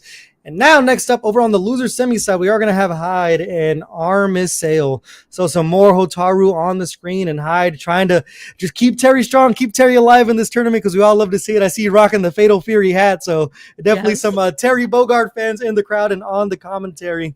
Before we move on, though, I want to remind you guys, if you haven't yet claimed some codes, use that Matcherino command down below, the exclamation point Matcherino, to go ahead and claim some codes. Add a little bit more money into this pod here. They're putting on a show showing you different strategies of how to navigate. So if they're going to be feeding you free tech, you might as well go ahead and feed their stomachs. You know what I mean? Give them some dinner money winning this tournament tonight. Yeah, absolutely. No, we've seen a lot of really neat stuff here tonight. And it's said smiles on faces. I believe it's just a really nice thing to do to, donate to these pots if you can. And even if you can't donate, that's what the codes are for. Go claim some codes, right? That's just clicking a few buttons, and it really does add up, especially if, people wind up claiming all of them. Yeah, and the good thing is, too, is like Matcherino allows so many options to log in there. There are things where I'm like, you can log in with that? I didn't know Google Plus was still a thing. I can't believe you can log in with that. I logged in with my McDonald's app the other day and, dropped the code in for somebody. But there's no excuse. There's 1,000 ways to log in. There's free money to claim. Go ahead and just do your work, community. Do your work. They're putting on a show here, and show coming up is, like we said, going to be Hyde and Armisail. So it's going to be interesting to see how Hyde deals with yet another Hotaru, just running the gauntlet of these ninja characters that are so good at so many different things. But it's going to be a tale of damage. Hyde's going to have to get in and hit them hard before they have a chance to run away. For sure. And I believe if anybody could do it, Hyde can do it. Like, I've been impressed by Hyde so far tonight. Once again, I'm gonna remain neutral, but I really like watching this particular person play Terry. So You respect that. And Terry has actually had a pretty good run. They were on the winner's side and fell to Hyde 2-0, but they did go ahead and get that win over Terrence, who was another Hotaru player. So they're running the gauntlet here. So it's going to be interesting to see how much momentum they can carry forward and how Armisail is going to go ahead and try to throw the kibosh on that, because they're also coming from losers round one, where they had a 2-0 very dominant victory over Alex Smith, and then another 2-0 dominant victory over Reno. So definitely no slouch, making it over to the top four on this week of the Breakout series. So just forces colliding here in losers semi. As soon as both players are ready to go, we'll get that action started. But so far, with the way things are going, what you saw in this tournament with City of the Wolves and your own experience playing the game, I know you said you've been playing just in friendly lobbies so far, but the direction of the game, how do you enjoy like the mechanics and how they've been installed into this game using the rev system and things like that? When I first heard about the rev system, there was, because Street Fighter 6's system has made me a little like, well, how are they going to do it? But really, once I realized how connected it kind of was to top anyway, and the amount of just defensive options there are, it didn't turn the game into what I would say would be like an offense fest, right? Yeah. Which a lot of modern fighters are going in that direction where it's like offense. But I think that having footsies and a strong neutral game really only helps the game. So there's a lot of good here in City of the Wolves. It's probably, I think, one of the best put together games from launch that I've seen personally. So no, I'm very excited, and I'm even more excited to see how over time, people use these things to come up with new combos, like I said, feints, breaks. There are still so many things that are in the game that you can use to extend combos that are probably going to be all over the social media, and I personally look forward to seeing them all. Now that's the beautiful part is we talked about the old school so much. One of the beautiful modern parts is that we have Twitter now, so you don't have to go to the SRK forums to find the tech anymore. I could pull up Twitter right now, put in hashtag Terry City of the Wolves, and I can watch 1,000 videos of different just pieces of tech and theories and punishes for each unique character in the game. It's one of the beautiful parts of the old meeting new. We've talked about that all night, how you said that SPG is so, or the rev system is so similar to how top is used in Garu. So it's nice to see a new coat of makeup on such a classic feeling game, and different strategies shining through. This is the first time we really saw like that cat and mouse hit and run really be so potent, like we just saw over in winners finals with the way that we saw Hokutomaru just couple of hits, catch my damage, see you later, good luck catching me, just throwing the nanana boo boo at him as he's hiding on the other side of the screen, you know? Yeah, and the frustration that style causes. It goes back to our conversation earlier about zoners. Like, you get really good at zoning, you can frustrate people into making mistakes or into opening themselves up in the ways because they're just trying to get to you. Yeah, like, we're all susceptible to salt. It doesn't matter how long you've been playing the game. It is so easy to get tilted and start playing uncharacteristic. And when a character runs from you, when you want nothing more just to cash out some damage, you cannot even get a hold of them. It gets right down to, like, I don't know what part of your brain it is, but that frustration gland, wherever it is, directly to it. Like every time. And they know it too a lot of the times. I think people who play that play style 100% know what they're doing, and they're proud of it. Get ready. Fight. All right, let's get into loser semis. Armisail and Hyde. Hakuni Miku Terry still on screen. Getting caught with the fireball early, facing the corner. Armisail getting the zoning game started. Ooh, that was quite the whiff punish there. No, Armisail's very aggressive with how they play, so right now, Hyde so far has answers to it. Just we see it from them all night. They're just completely just punishing the rev gauge of their opponent over and over. Armisail already in overheat, looking for the power dunk there. Doesn't find its home. It's going to be a big time punish from Armisail, catching out the super to bring down their overheat gauge just a tiny bit. No, and there was no coming back from that with Hyde. Got the low, got a few hits in, and even when Hyde tried to come back in on them, just the fireball to the face. A classic, really. Nah, it becomes just defend or nothing right there. Just didn't have the timing, did Hyde. Armisail starting things off early here. Great tech on the side of Hyde, coming right back in with the burn knuckle. Little B&B into the power guys are almost 50% gone off of Armisail's health bar. Quite the response there. They're both sort of like trading like mini combos here. Nice just defense from Armisail. Hyde's getting in. Gonna see a full one? Yes. Yes, we are. We talked about Twitter clips right there. We might have just witnessed one right there. That was absolutely devastating from the side of Hyde, just pulling out all the stunning moves from Terry Bogard and cashing out massive damage at one round apiece here. There we go. Caught just the little hop there, catching with the ground fireball. That jump C just continues to find its home. You block it, you eat a bunch of overheat, but right there, Hyde finding the confirm and just punishing the life bar of Armisail. I'm gonna say that life bar just vanished so fast. Oh, the just defend from Hyde and the rev blow. Whew. They took that one and ran with it. Yeah, Terry's damage on full display there. We've talked about it multiple times, but Hyde has just shown a whole nother layer to how devastating that jump C can be. It's either going to chip away at your rev gauge, or when it finds its home, he's finding a lot of damage on top of it. There we go.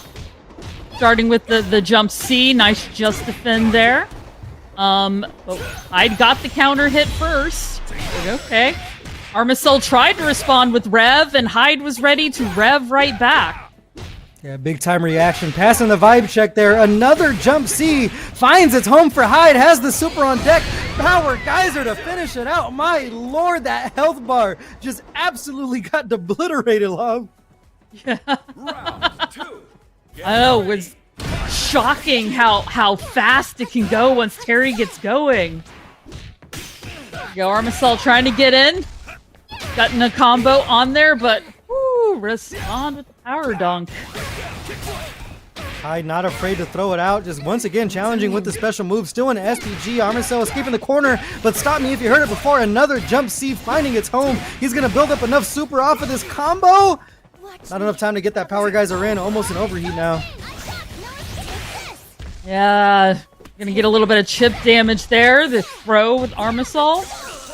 Following the thing, guard break, the projectile. Guard break there, not able to capitalize off of it. Looking for the anti-air super. It finds its home. Gets the full 8 hits off of it. Right now should be guess for game for both players, but the Just Defense finds its home. Oh no! I whiffed the throw! But it wasn't enough because you jump. What? Jumpsy? Yeah. You can say about Hyde. All that momentum build up, and it's like, oh, I'll Yes. just chop you out of the air real quick. Just one little boop right on the head of the nail there, and Hyde. It's going to be moving on to losers finals. And they're going to have a date with Johnny. So once again, Hyde just cannot get away from Hotaru, no matter how many games they win, no matter how hard they try. But looking back at the replay desk, I mean, Armicell had a good game plan. They were getting their damage in, but every single time that Hyde laid hands on Hotaru, look at the life gauge on this replay. Just absolutely devastating. Cashing out with the power geyser time and time again was Hyde, and just absolutely posting those Twitter clips, Lob. No, Hyde. I mean, we're seeing on full display how strong Terry still is as a character. How his game plan can absolutely come together and be oppressive, even against characters that are also extremely strong. Yeah, exactly. And especially just being the do-it-all character, has a DP and the fireball and everything. But when you hit like a truck like that, I mean, you just one time getting in and you put your opponent in that blender and you're going to go a long way. And that's what got Hyde all the way over to losers finals. And he's going to be facing Johnny, who was just the victim of a keep away game over in winners finals from the side of Robert. But we're going to get right into it. It's looking like Hyde's going to treat us with a different little color mixture up here. And I wonder if the frustration from Keep Away is going to bleed in at all. We'll have to see. I think that's Hyde rocking the Super Mario colorway. I like the reference there. Very, very creative. Yes, nice. It's hard not to love Terry. Well, it's just the Smash Bros. Reference. He's like, I'm in that game, so I'll show Mario some love, you know? Woo, there we go. Got a DP. Ready to get Hyde off. To the corner. 26 hits. Showing damage of their own. Hyde tried to start the party early, but Johnny just ready to answer right back right now. Hyde just completely putting the offense up, just trying to get that rev gauge up high from the side of Johnny. Curly and overheat, but they get hit with a counter hit. Doesn't have enough super on deck to finish things off. The power geyser doesn't find its home, but a wild punish does for Johnny. In the middle of all that chaos, they are going to find themselves the first round here. Wow, yeah, Johnny was ready. Well, once again, she's fast. She can run. So if you're going to a cross-screen whiff, she's going to come in and absolutely punish you. Exactly. Nice just defense.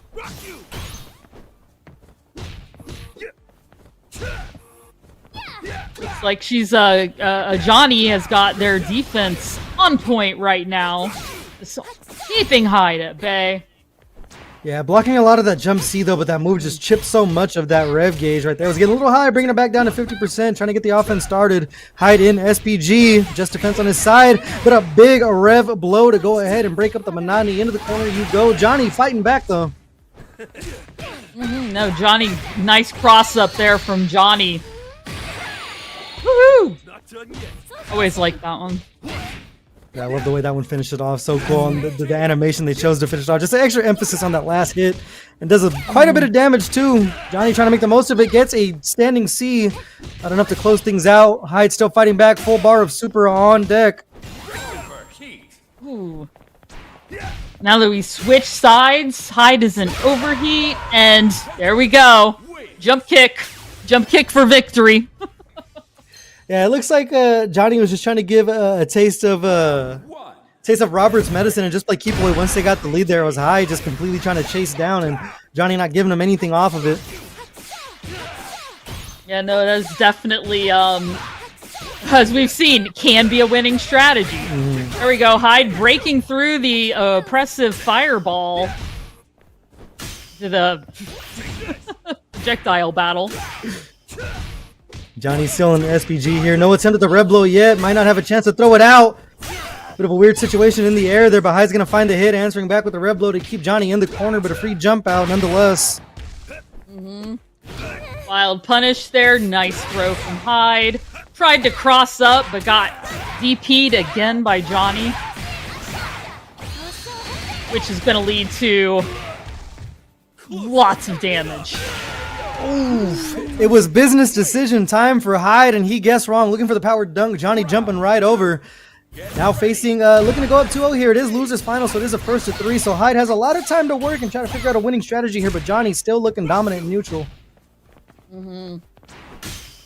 Here we go, Hyde trying to run up and get in, but there we go. Getting some hits, but not quite converting into any major damage.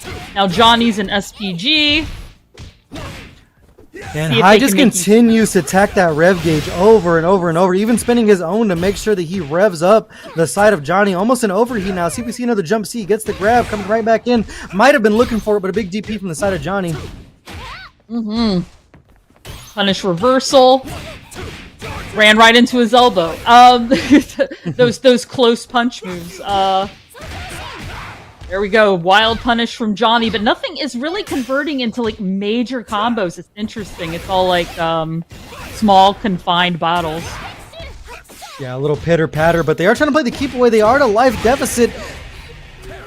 Hyde ended up getting the hit there to close things out. Now 1 round apiece. See if he can find himself a little bit of momentum here, trying to tie things up 1-1. There we go. Trying to start with the fireball, but getting it back. You know, she reflects too. Oh! Right off the bat! This is going to the big cinematic moment. Dashing out the hidden gear early. Look at the damage. Full 50% off the table for Johnny. Still an SPG, though, has their own hidden gear ready to go, but that close D just keeps on finding its home, and it's chipping away at the rev gauge once again. Big DP from the side of Johnny. See what the answer is going to be. Yeah, so far the answer was just making sure to wild punish and make use of it with the full combo. So now their lives are basically the same. So there we go. Hyde getting in with a little four hitter there. Getting the meter built up as well. Just needs to find the confirm off of the low. They do, not even needing to spend it. Little B&B to finish things off. Now 1 game apiece here in losers finals. There's an absolute battle of will there. Both players were getting their damage in. Johnny was kind of doing it in a slow, methodical pace, but Hyde just still able to cash in so much once he gets Johnny in his hands. Yeah, no, I think Hyde is starting to come up with a strategy. First, Johnny's doing a great job of capitalizing on those DPs. Very dangerous if they get blocked, but they've been really working for Johnny so far. Great corner carry to start the round. Johnny did fine. Trying to get the power wave started, but Johnny just taking Robert's strategy and just playing the cat and mouse here, using the rev guard to try to get themselves some space, especially off of that stand D. Hyde finding a counter hit there. In overheat now. Go, just push each other back. Whiffed the throw, but it wasn't capitalized on. Wild punish there from Hyde. They're both overheat now.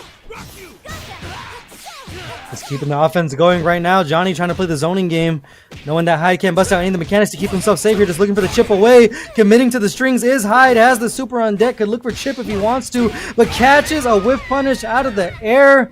Standing A finds its home, and Hyde able to make the most of it. Now up 1 round here in game number 3. See how, oh, nice. Jumping over the projectile and converting it into a full combo. Including, once again, Hyde's going to go ahead and use everything they have. Yeah, using the SPG on point, working out for Hyde there. Did go into the second round with the full baller super. They're able to bust out the hitting gear early, and Johnny's in a devastating spot. Let's see if they choose to spend some super here. They will. Try to get some of that damage back and take Hyde out of SPG. Nice just defend, sort of reset back to neutral. They can play who's going to get in first. Our favorite game. Johnny got a hit, but did not convert off of it. Nice throw tech. Johnny getting slowly walked back down to the corner here. The only time they'll be able to get out is off of DPs. A big meaty punish there for Hyde. They're going to be going up 2-1. It doesn't really feel like the momentum's getting stolen here. It's just Hyde making the most out of every situation that he gets, and Johnny just kind of having to play a little more defensive than he would probably like to. No, I definitely think Hyde is sort of controlling the battle right now and forcing Johnny to maybe be a little more defensive with how they deal. Oh, I love it. The back and forth. There we go. Big time Rev Blow finds its home for Hyde. No super on deck, but he's still going to cash out a lot of damage here off of the DP break into the burn knuckle. Counter hit from the side of Johnny, though, revving up their gauge ever so slightly, but lowering it with the super. Go ahead and knocking Hyde out of his SPG, and Johnny still has a little bit, so looks like they're going to take advantage of it, and that should be it. There we go. Let's say if they finish that combo, Hyde's done in that round. Yeah, that shallow crossup just continues to be such a potent tool for both Hotaru and Okotomaru right there. Johnny finding it able to convert into the kill combo, but here comes Hyde trying to put the kibosh on that early, that jump C. Once again, finding its home, mixing the pace up a little bit though. Sometimes he's doing the jump D to kind of change the timing of a just defense from Johnny. Your wild punish getting a little bit, but Hyde's defense is on point. There we go, counter hit. Take advantage of it. Power geyser. Yeah, just having to spend so little to get so much, just one bar of super, able to do about 40 to 45% damage there, and Hyde just needs one more hit to close things out. Johnny trying to use the Rev Guard to get himself some space, catching out some super to lower the gauge here. See how Hyde responds. Big time, just a wake up power dunk. I respect the call. I respect that. Oh. Could not, just perfect moment for that fireball. Yeah, Hyde, you're playing a little more comfortable busting out with that power dunk there. We haven't seen him do it too much, but with a commanding one-game lead and the round on top of it, just letting it fly in SPG to start things out here. See, we see some Rev blows. There we go. Mix up into the corner. Got the counter hit when Johnny tried to leave. Just gotta keep him there. Wild punish. Be converting into a full. Gotta love it. Are you Super okay? into super. My lord, Lob. He knew that he could have killed with the hidden gear, but he said, check this clip out. Chat, make sure you clip that. We're gonna go Buster Wolf into Power Geyser to finish things off. They're busting out all the tricks and all the style. Is Hyde giving us a show as they punch their ticket over into grand finals. But let's head over to the replay desk here. It seemed like Johnny was a little more comfortable being offensive to start things out, but as soon as Hyde was able to get the momentum and really start controlling neutral, he kind of just put his foot on the brake pedal there, and Hyde was able to make the most of it. Yeah, I obviously I don't know what they're thinking, but they must have just started to question, like, okay, Perry's doing this and this. How do I get in? And once you start questioning, I think it's hard to decide how to respond. Yeah, you also get put with the fear of just knowing how much damage he can cash out for, so you almost get a little more worried about taking those risks, knowing that you're about to lose 60% of your health if you just move in the wrong spot. And Hyde just showing that true. We saw him at the end there just pulling out an absolutely devastating combo to finish things off here. We see on the screen going super into super. First time I saw that link, and just completely showing off right there is Hyde, and that's why he is going to be punching his ticket over into grand finals. The date from Robert. Great showing from Johnny coming in from the winner's side there, but just losing their tournament life here as we head over to the top 8 stats. Get the tail of the tape on Robert. Just mating the Hokotomaru as we see down in the recent results. This is their second grand final appearance already at the Breakout series, so definitely not a character to sleep on. And they also have a first place finish over a Final Fury City of the Bosses, which I know is another stacked tournament, so definitely not a player to sleep on here, Love. Oh, no, not at all. Especially as we've seen Robert, just change their play style, based on, as we said before, they're going to change how they do things based on who they're playing. And Robert has done some really interesting things tonight in response to some of the other, characters they've played against. So it'll be really fun and exciting to see how they decide to handle Hyde and Terry. And as we see the tail of the tape over from Hyde's side, a player putting on a show right here. This is their first Grand Finals appearance over in City of the Wolves, or excuse me, in Breakout series for City of the Wolves. So it's new territory for them, but it's looking like they're going to be ready to handle it. They also have a 9th place finish over at the Motivation Academy. Shout out Nito, Judai, and the guys over on that team. And 9th place finish over at Motivation Academy is nothing to shake a stick at because the killers come out to play when it comes to that tournament. And over at first to match point, 7 first to match points, so they're able to go ahead and take momentum early and get that first round in. And as we've seen time and time again from Hyde, they're able to get so much damage and take that commanding lead to almost make you play uncharacteristically.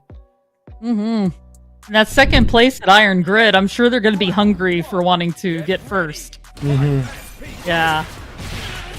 All right, well, let's get into it. It is going to be Robert and Hyde in Grand Finals Breakout Series City of the Wolves week number 3 as we start the action off early using the red blow to finish out the combo. Is Robert finding their damage early, looking for a little bit of that float, and Hyde answering right back.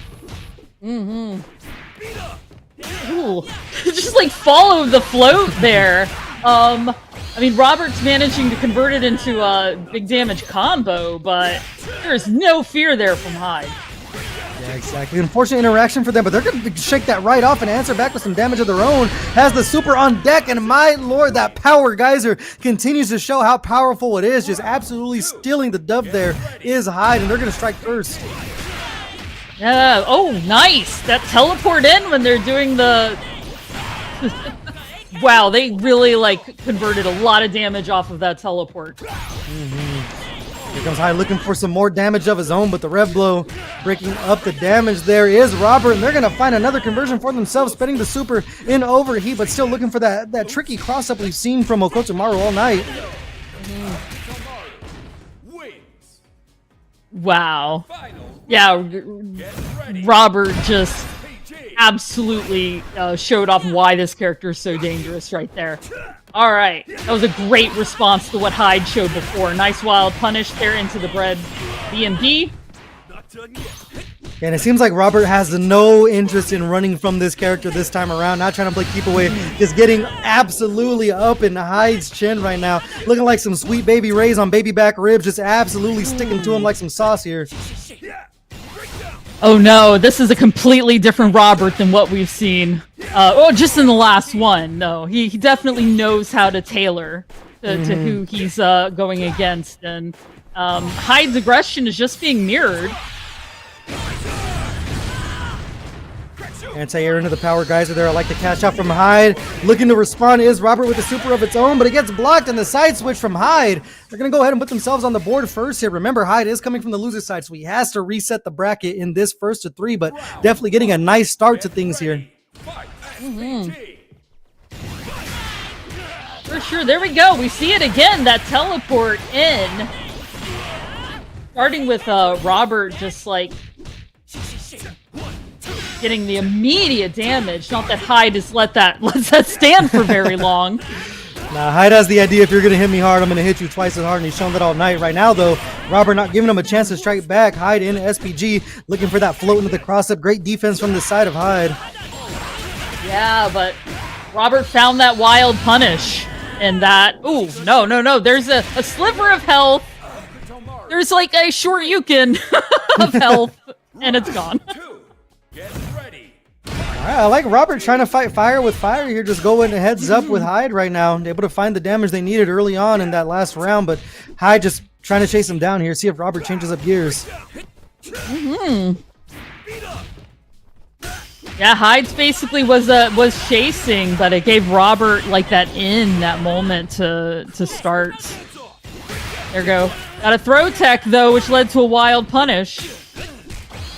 Tried to switch sides, but Robert was ready. This time lands in front off of that little stall in the air. That should be all the damage they need, and Robert striking back fast. Now one game apiece here in Grand Finals. Trying to fend off the reset is Robert, and he did that in devastating fashion for game number 2 there. No, that was quite the response to Hyde. There we go. Tried to teleport in. Didn't quite do it this time, but did get a nice side switch there. Little bit of damage with the zoning. Yeah, trying to get it started early, playing keep away here. I think what they might be doing is trying to bait the fireball from Hyde so they can go ahead and teleport over it, but not going to get a chance to find that answer.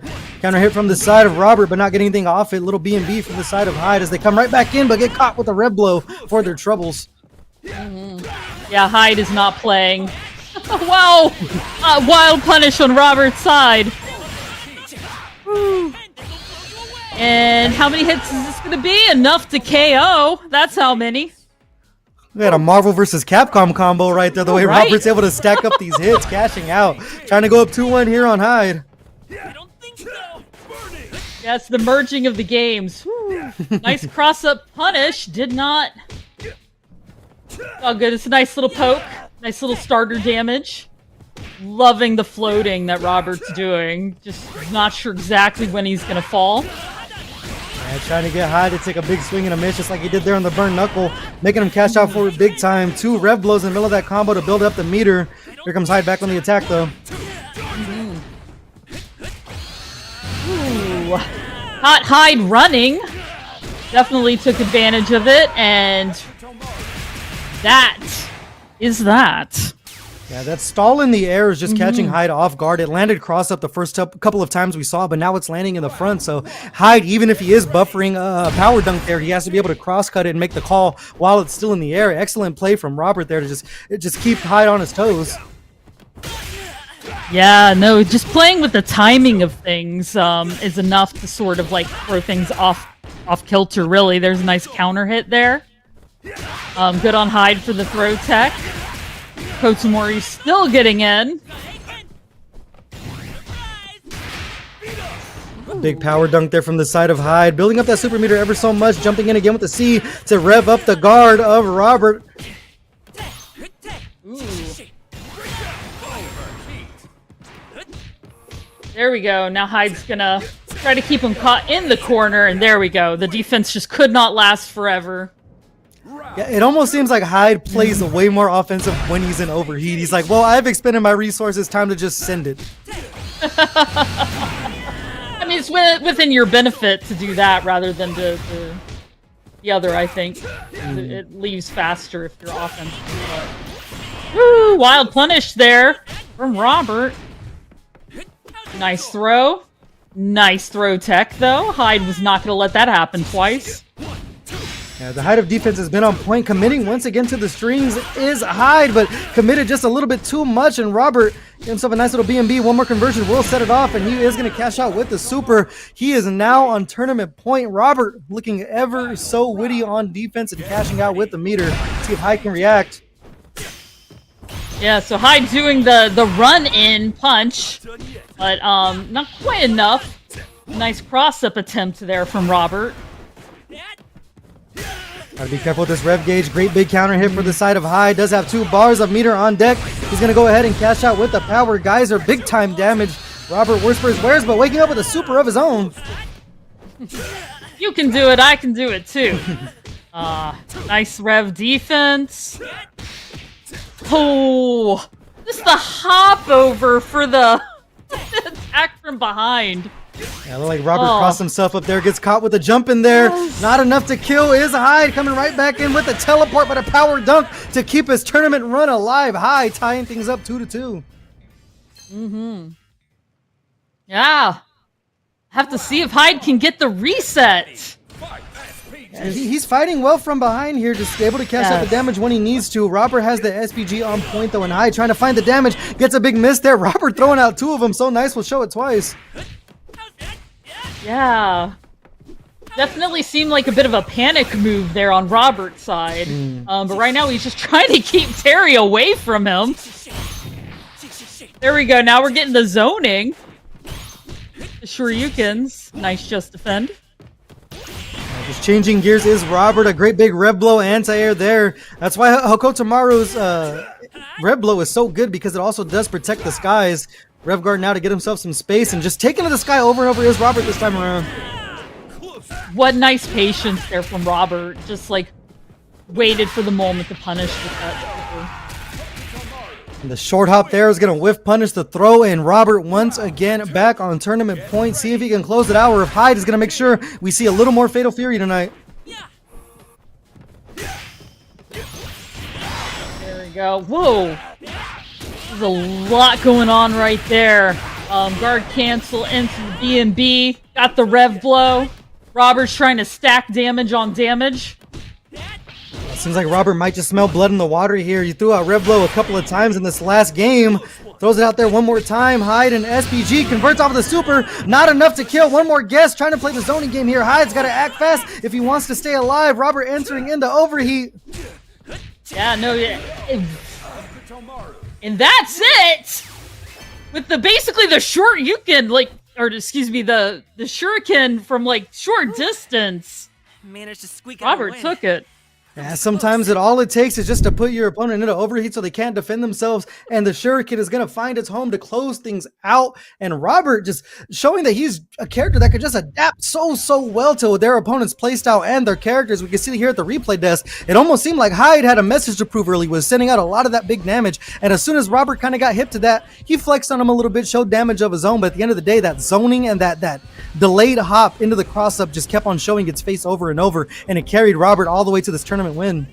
No, that was quite the victory there from Robert. Just, you know, we've seen him play cat and mouse, we've seen him run all the way around the ring, and we've seen him be incredibly aggressive here, depending on, you know, what's going on.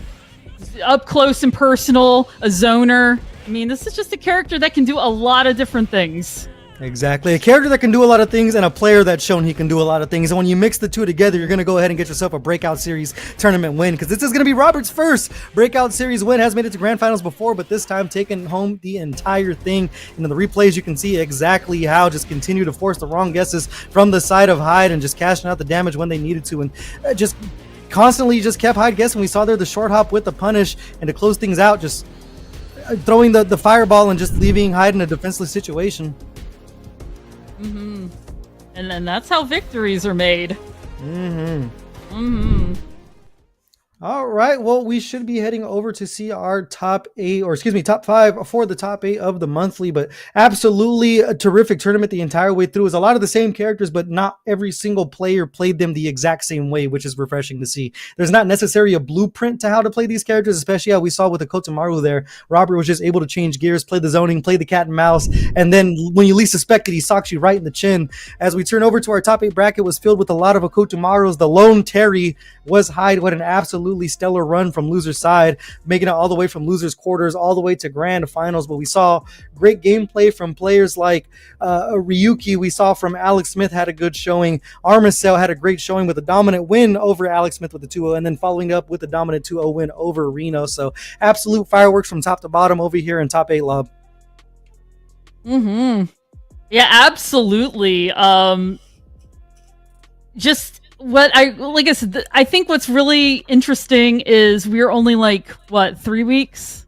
This game has not been out very long. We're still making the meta for this game, and every one of these tournaments where we watch how each player plays the characters in just different ways, it's just building on what what we're gonna wind up feeling about City of the Wolves moving forward in the characters themselves.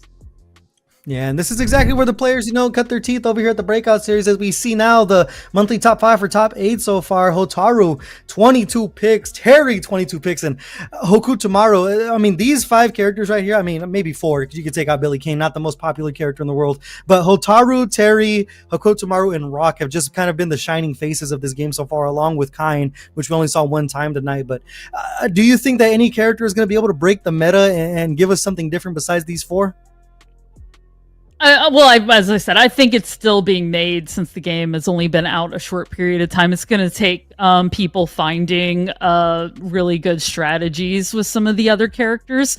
I think Gato is also considered very good, usually just out of reach of top 5. But let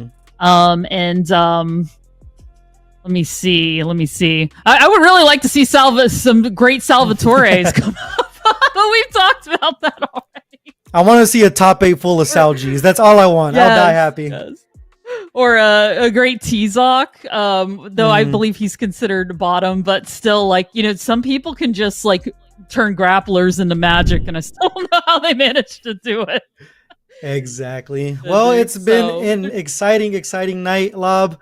Believe that is going to be finishing things up for us over here at the Breakout series. Want to thank every single person that played in the bracket and every single person that showed up in chat, everyone that donated to the Matcherino and used up those codes and followed the channel tonight. I am Non-Factor. You can follow me over at Non-Factor FGC on Twitter and over at Twitch if you want to hear me yap about Blanca's bad matchups. Joining with me tonight was my partner in crime. Let me look the right way. Lob, where can they find you if they want to keep up with all of your happenings? Absolutely. I stream both retro and modern fighting games and beat 'em ups predominantly, as well as some retro challenge stuff. Here on twitch.tv under Lobrilla. I also have a YouTube channel, The Iron Lobby, and that is where I also do a lot of like arcade stuff, so beat 'em ups and fighting games. All right. Well, definitely tune into that because, retro never dies. We talked about it all night. The old school feel is never going to go away. But for everyone over at the Breakout series, that is going to do it for us tonight. I hope you all have an amazing night and keep on playing some Fatal Fury. Mm-hmm.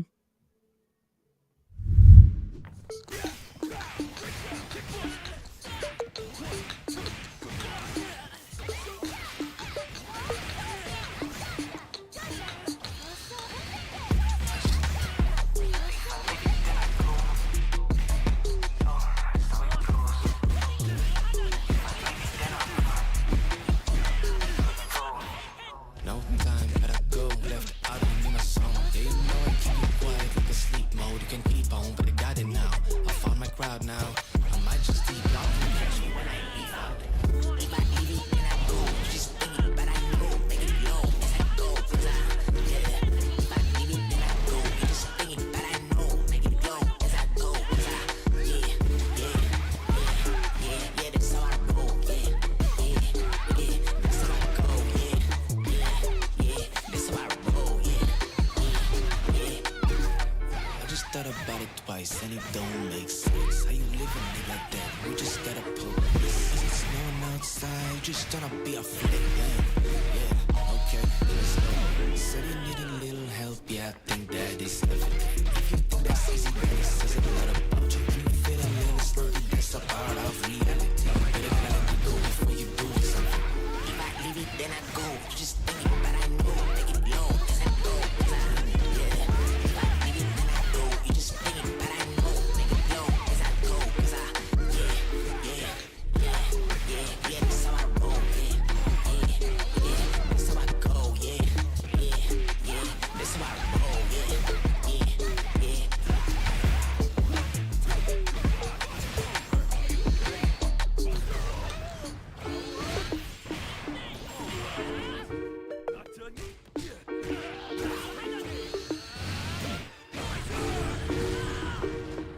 If I leave it, then I go.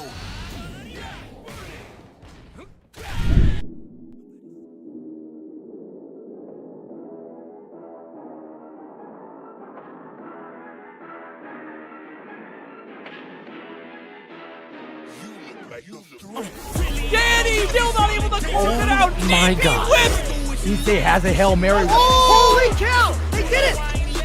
Oh my god! King Ray Jr., you can't be doing this. Actually, oh my God. He's not dead! Okay.